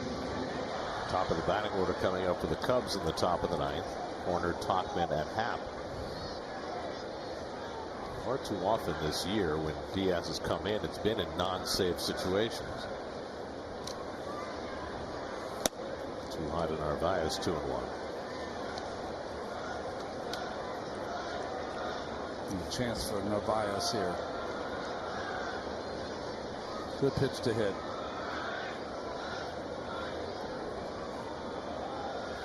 Oh, it sails away, and it's 3-1. I always think this way. Why did I think it was a good pitch to hit? 2-1. He's the 9th place hitter. Nimmo's up next. I mean, if there's any impetus to throw the ball over the middle of the plate and go after a hitter, it's here. So there are some advantages to hitting in the 9th spot in the order, in the 8th. And he pops one up on the infield. Warner waiting for it. And that retires the side. On to the 9th we go. Mets and Cubs. New York, 75 degrees. Perfect day to be doing just about anything, including hanging out at the ballpark. A lot of dancing going on. Yes. Now, there were only 11 runs scored total in the first 3 games of this series, but 10 runs today. We'll see who cracks as we go to the 9th. Reed Garrett, 10th appearance of the year. 5 of the first 9, he's gone at least 2 innings. And he's going to be asked for a 2nd inning today. Good pitch count. Well, first they have to charge the pitch count. And there is Edwin Diaz getting ready behind Garrett in the bullpen. He was on the wrong channel. He was getting WFAN. No. Mets games are on WCBS. WCBS. Apologies. Howie, Keith. Oh, there they are. The Kingston Trio. Hope Mink used some sunscreen. Nico Horner takes a slider off the plate as we start the top of the 9th. Horner's 1 for 4 today. Stolen a base. He scored a run. 3 for 15 in this series.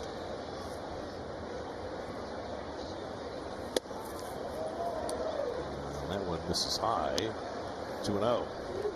Mike Tauchman on deck, then Ian Happ.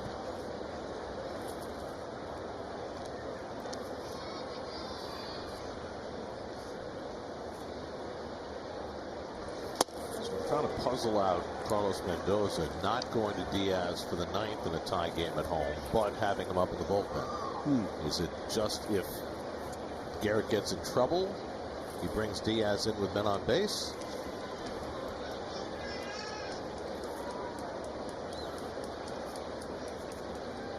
Yeah, maybe if you get to, well, I was just thinking he gave up the home run to Morel the other night, so. I mean, Garrett has not experienced a lot of trouble this year. He's been striking out hitters at a Diaz-like rate. I don't know. It's interesting. You normally go one way or the other, either bring him in or keep him sitting. Splitter misses down. It's 3-2 to Horner. He's definitely got the attention of Major League Baseball, Mr. Garrett. The hitters are studying him because he's been lights out.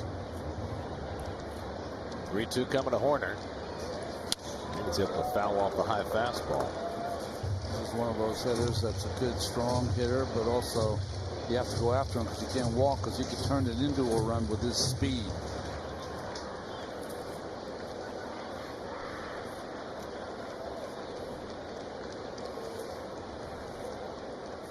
Seventh pitch of the at bat from Garrett, and Horner pulls the slider foul, and it's still 3-2.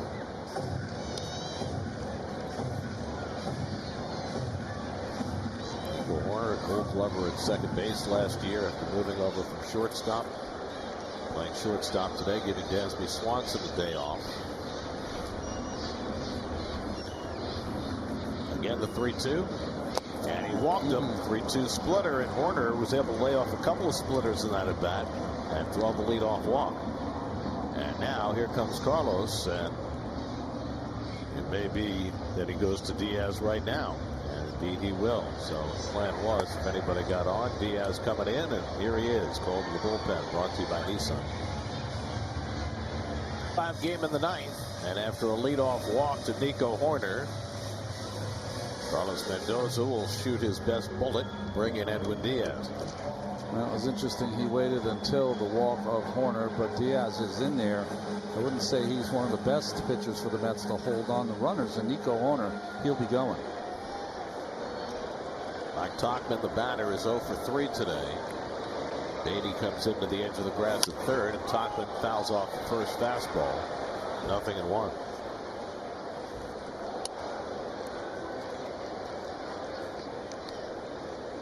Horner has a stolen base today, his third of the year. He stole 43 last year.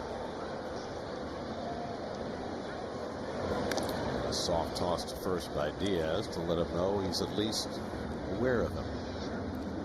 It's very rare for Diaz to come into games with men on base. And Tauchman fouls off that fastball, and it's 0-2. Diaz has had far too many non-save situations this year, but as you get to the ninth inning tied at home, there is no save. So you usually shoot your best bullet at that point. He's head on Tauchman with 2 fastballs, goes to the fastball high, and it just missed. 1-2.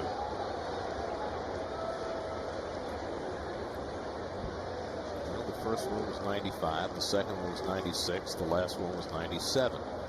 Velocity's down a little bit. There goes Horner. The pitch goes to the backstop, and Horner takes a turn and stops at second base, his second stolen base of the day, and his 4th of the year. Boy, they're just stealing the pants off the Mets here. And you mentioned, Gary, the Cubs came in here, I believe, with only 8 stolen bases. Yep, and now they have 4 in the series. 40 for 41 the Mets have given up. Lindor standing right near the bag to keep Horner close at second, and Tauchman takes a back foot slider, and it's 3-2.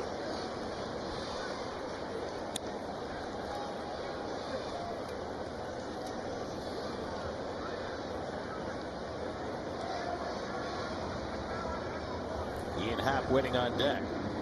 3-2 coming, and he just barely fouled off that slider. That's one of those where he took that out of the catcher's glove, practically. That was not a good swing. And very defensive. Very defensive.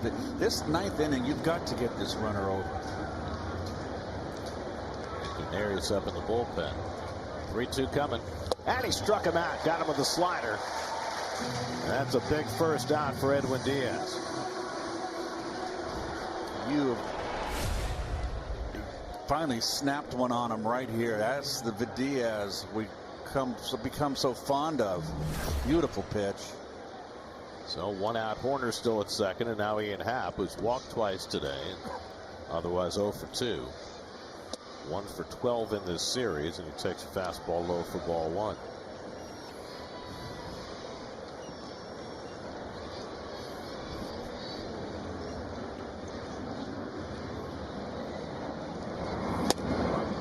And the fastball away, and it's 2-0. Christopher Morel, who hit the game-winning home run against Diaz on Monday, is the on-deck hitter.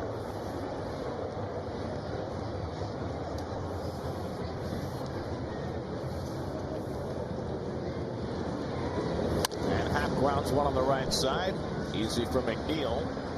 2 out. Horner over to third. And now Morel's pitch slider is up and in for ball 1. Morel walked his last time up. He's 1 for 3 on the day, 3 for 14 in this series.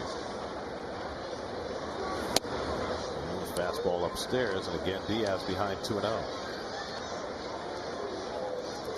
Michael Busch would be next.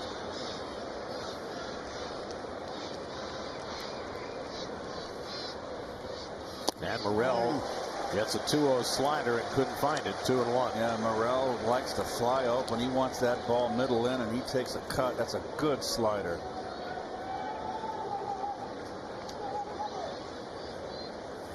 And that slider just off the plate, and now it's 3-1.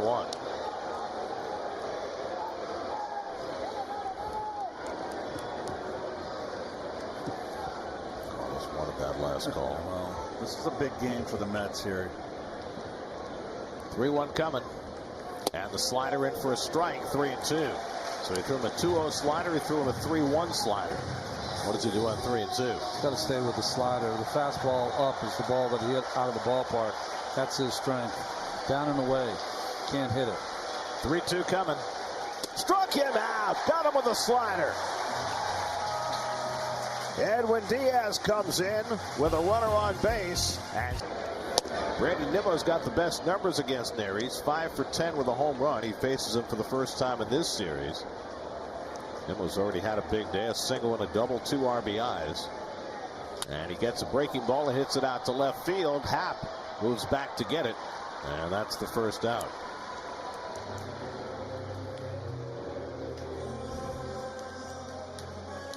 So Nimmo's retired. Now starting Marte.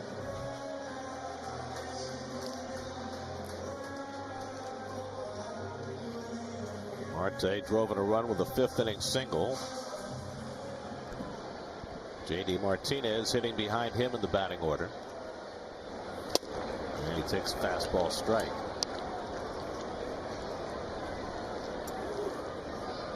Nancy Almonte worked a 1-2-3-8 for the Cubs, setting the stage for Neris. And swing and a miss at a fastball, and it's 0-2. How about Neris? Arian out with the fastball. Predominantly. Went through a stretch with the Phillies where he was throwing his splitter all the time. He loves there and misses with it 1 and 2. He tends to fall in love with it. I think those last couple of years in Houston, he threw more fastballs. That's what made it more effective.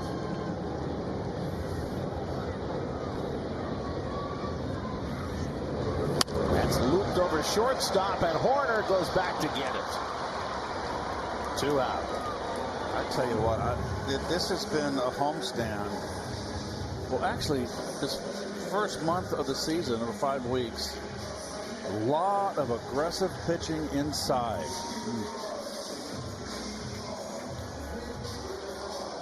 There's nobody up in the Mets bullpen. It would appear as though Edwin Diaz would pitch the 10th inning if we get there. 16 pitches in the 9th. J.D. Martinez had a base hit in the 7th in his only at bat of the day. He takes the fastball for ball 1. J.D. 4 for 8 in his career against Neris. Looking for his first home run as a Met. J.D. takes outside. 2 balls and no strikes. You got Pete Alonso behind Martinez in the batting order. It's a good matchup for Martinez. His power is down. Likes the ball down. Split finger is usually down. 2-0 coming. And he lays is off the splitter, and it's in for a strike, 2-1.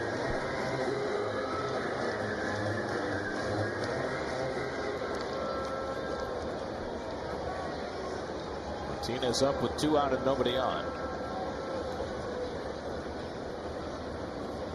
And JD fouls off the fastball, and it's 2-2. That was a pitch to hit right there. He was right into his zone, and he just fouled it back, right on it.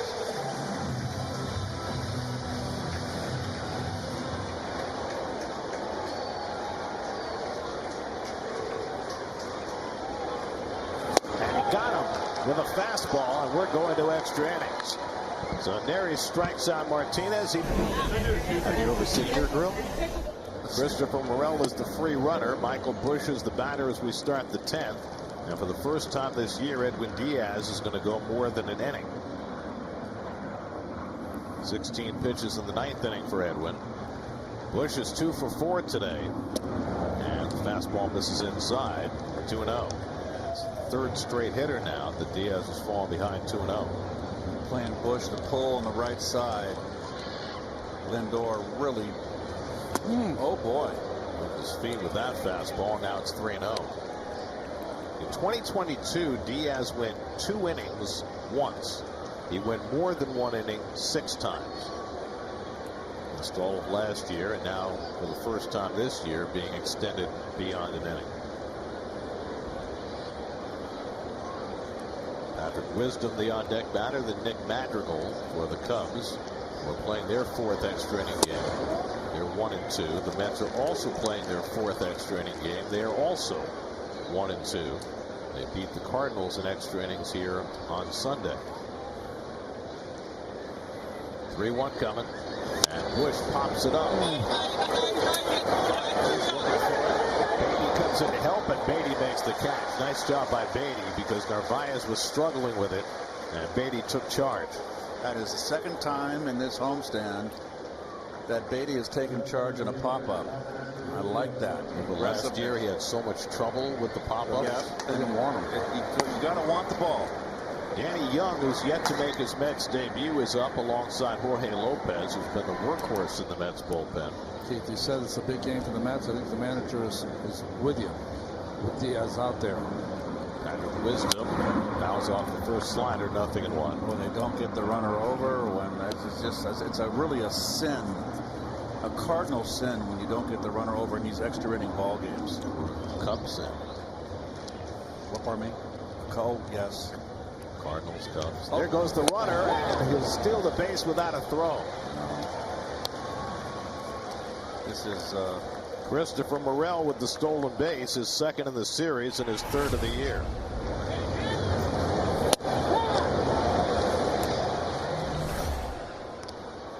Now the infield in. It's hit to center field, not very deep. In comes Bader with Marte. Marte makes the catch. Morel's going to try it. Marte's throw. Narvaez with the tag. He got him! Oh, wow, what a play! Omar Narvaez coming out to grab the throw and make the tag. Trying to snap an 0 for 16 stretch. And gets the first pitch, hits it on the ground to shortstop. Horner checks the runner, gets the out. So Alonso fails to move Taylor along. And now Jeff McNeil will come up.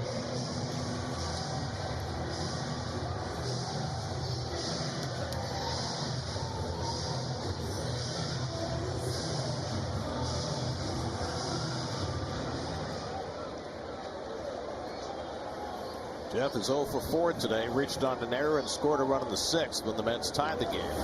And he flies one out to center field. Crow Armstrong easing back. Tagging at second is Taylor.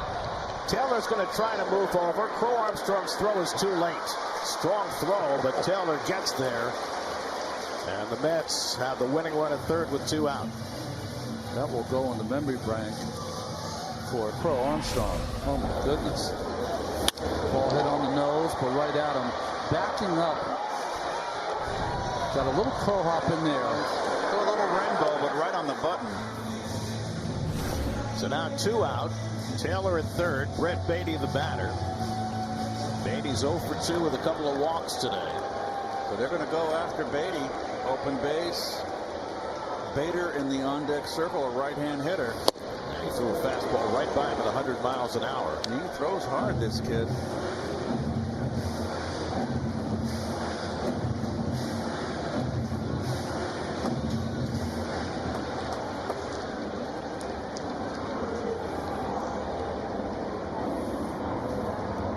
To Beatty. Slider in the dirt, and a good stop there by Gomes. The ball and a strike. Boy, he got down quick. He's already down, but boy, he flipped the glove and used the body. Wild pitch could win it for New York. 1-1 to Beatty. Bader would be next. And Brett fouls one off his foot. And it's 1-2. Well, it looks like if we go to the 11th that Danny Young would be in to pitch for the Mets, making his Mets debut. Beatty trying to obviate the need for that by driving in the winning run. First he's going to try and shake off that ball that came off his front foot. Well, the way the offenses have been this whole series, not scoring in the 10th would not be a major something that we haven't seen. Geller at third with 2 out, dashing down the line a bit, trying to get Palenci's attention, and then Beatty goes down swinging, and that'll send us to the 11th. 101 miles an hour for Daniel Palencia. Wow. Must be his And he first strands strikeout. corners are in looking for a bunt. Madrigal shoots one down the right field line for a base hit. And the Cubs will take the lead. Wisdom in to score. Madrigal to second. He slides in safely with a double. The ball comes up and whacks him on the throw from right field. But Madrigal drives in a run with his first hit of the series. And the Cubs go in front 6-5. Fastball away. Good pitch. He just went one right with it. Little up. First guy in this game with a runner on second. His intent was to move him over. You got that right. He more than got him over. He got him around. And now Dansby Swanson is going to bat for Pete Crow Armstrong. And this is going to set up a potential big inning for the Cubs to score more than one run, which is really critical in these extra innings. Swanson getting a day off today, a rarity for him. 2 for 10 in this series. Well, he can put a bunt down right now. Both corners way back. Got to hold the runner at second close. And back for a slider in for a strike, and it's 1-1. God, I wouldn't be so inclined to give him that much at third base with Beatty playing way back. And Swanson tries to hold the swing, but he went around, and it's 1-2. Swanson and Young were briefly teammates in Atlanta 2 years ago.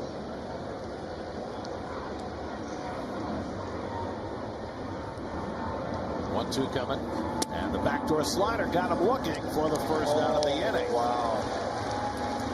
So Young gets his first out, striking out Swanson. Big strike zone there.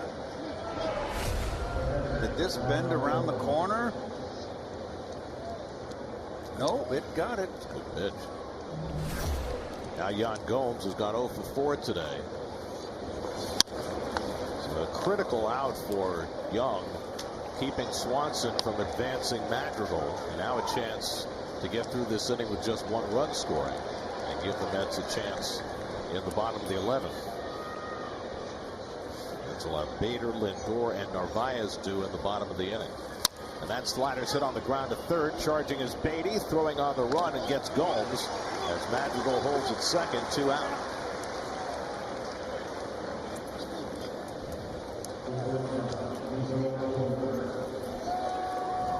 So now Nico Horner will bat with a runner at second and 2 out. Horner has singled and walked today, stolen 2 bases, he scored a run, 1 for 4.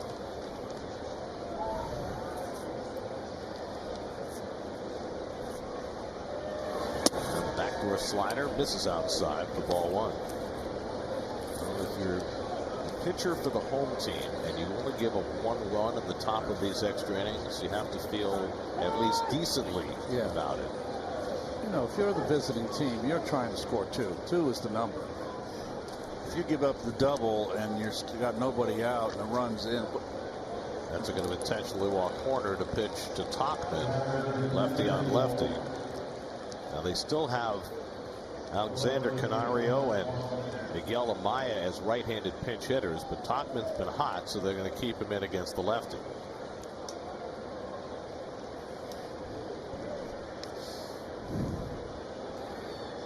So now 2 on and 2 out. Tauchman's 0 for 4 and a walk today. And the first slider misses for ball 1. Big hole in the left side of the infield. Lindor up the middle behind the runner. Well, you got Madrigal and Horner, both of whom run well on the bases. Cubs have already stolen third base 3 times in this game. And fastball away. 2 balls and no strikes.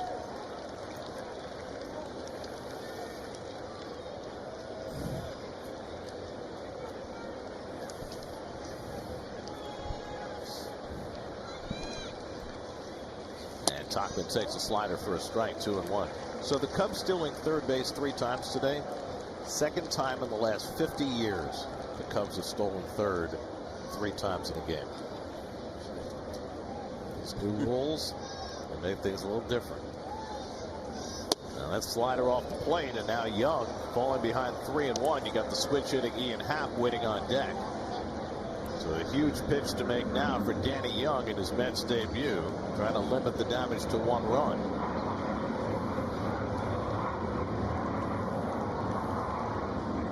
(3-1) coming to Tauchman, and he hits it sharply toward the home base hit. Around third, Madrigal heading home. Here comes Marte's throw to the plate. Narvaez with the tag. He missed him. He's got to go back for him again, and he got him.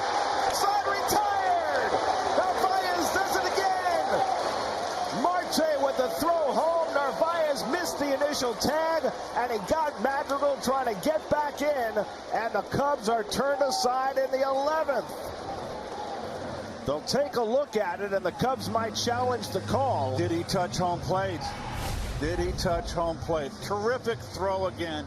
Gary, you say Narvaez strikes again. So does Marte if this play holds up. Chad Fairchild made no call initially because the tag was missed and home plate was missed. Both are arguing the call rather than continuing the play. But then Narvaez got the tag on, and Fairchild said it was before Madrigal got his hand on the plate. So you're saying, Keith, that they're challenging that maybe Madrigal got it the first time through, which he did not. He did not. He did not touch the plate. Did he get there the second time? Hard to tell from the angle we saw. I think Narvaez cuts him off. Yeah, he got him. Yep. No question, he got him. But what shocked me was that both players stopped to argue rather than continuing the play. That's right. And then they both realized that the play was still alive. And finally, Narvaez got the tag on. Listen, there's not many times that a runner with Madrigal's speed with 2 outs would not score on a ground ball hit to right field. He didn't get a good secondary lead off second base at all. How about an outfielder getting 2 outfield assists in consecutive extra innings? After review, both calls on the field are confirmed. There is no blocking, and the runner is out. There you go. So the second outfield assist from Marte, and Narvaez in both cases able to get the tag on to keep the Mets from falling farther behind. Wow. It's a ground ball, and I agree with Ronnie. Good charge by Marte. Perfect throw. I mean, just fabulous baseball right here. Really well done.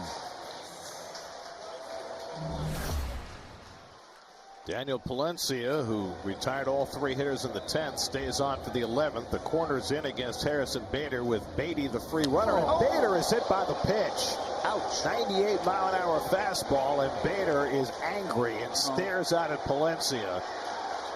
That's no need to do that. I mean, it's not intentional. He's trying to get people out. So now the Mets have the tying and potential winning runs on base. Down 6-5 in the 11th.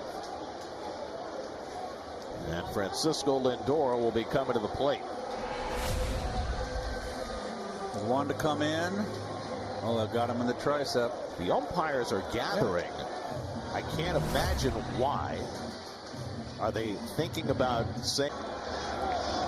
And Lindor takes the fastball down for ball 1. Valencia with the big screen when he got out of the 10th. The problem is he's got to pitch the 11th. Might have been all he had.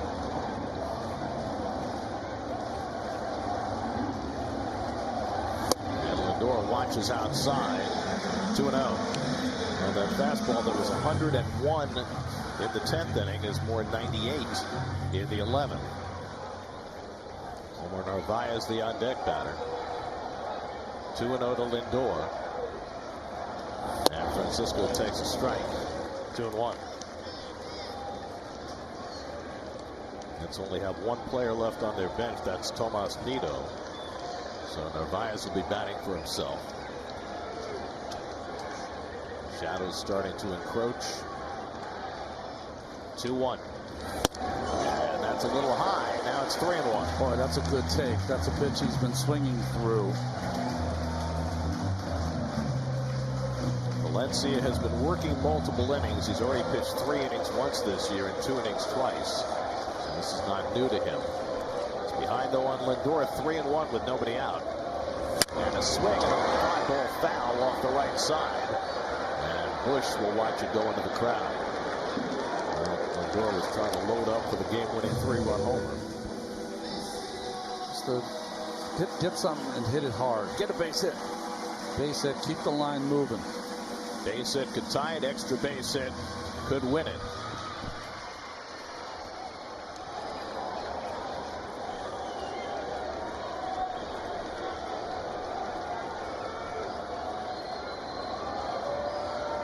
Three-two from Palencia to Lindor.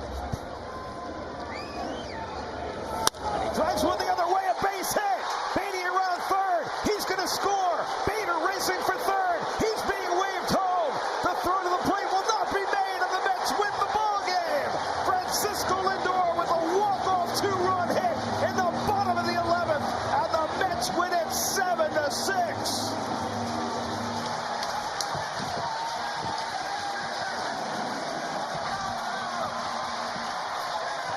Vámonos indeed.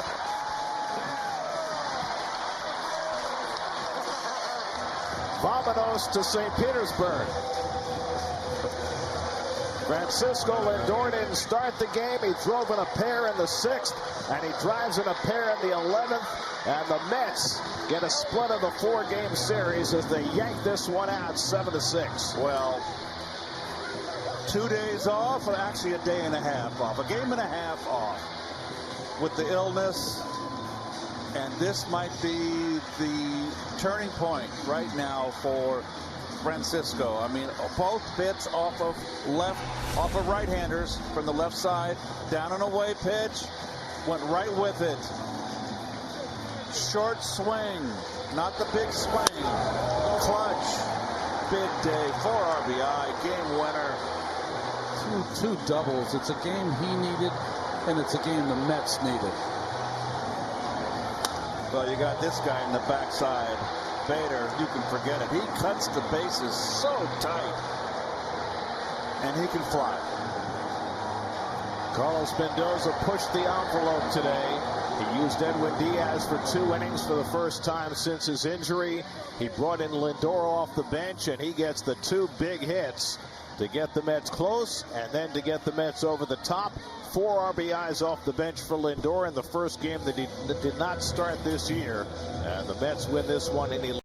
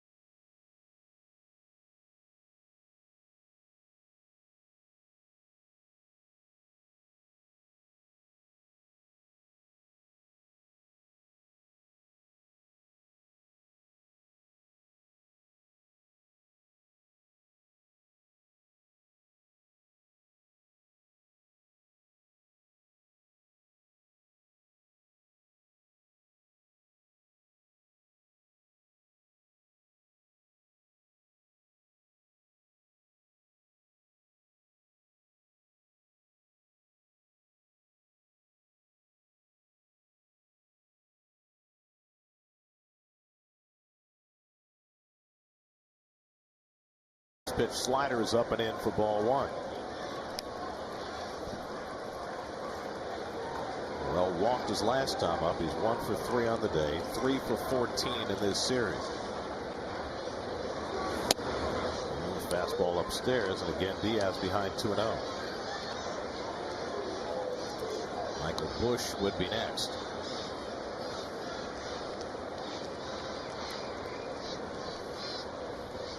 And Morel gets a 2-0 slider and couldn't find it. 2-1. Yeah, Morel likes to fly open. He wants that ball middle in, and he takes a cut. That's a good slider.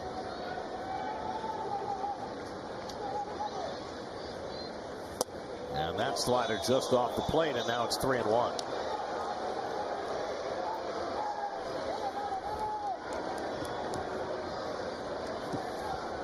Just wanted that last call. Well, this is a big game for the Mets here.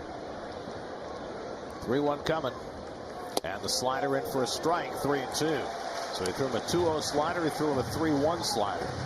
What does he do on 3-2? He's got to stay with the slider. The fastball up is the ball that he hit out of the ballpark. That's his strength. Down and away. Can't hit it. 3-2 coming. Struck him out. Got him with a slider. Edwin Diaz comes in with a runner on base. And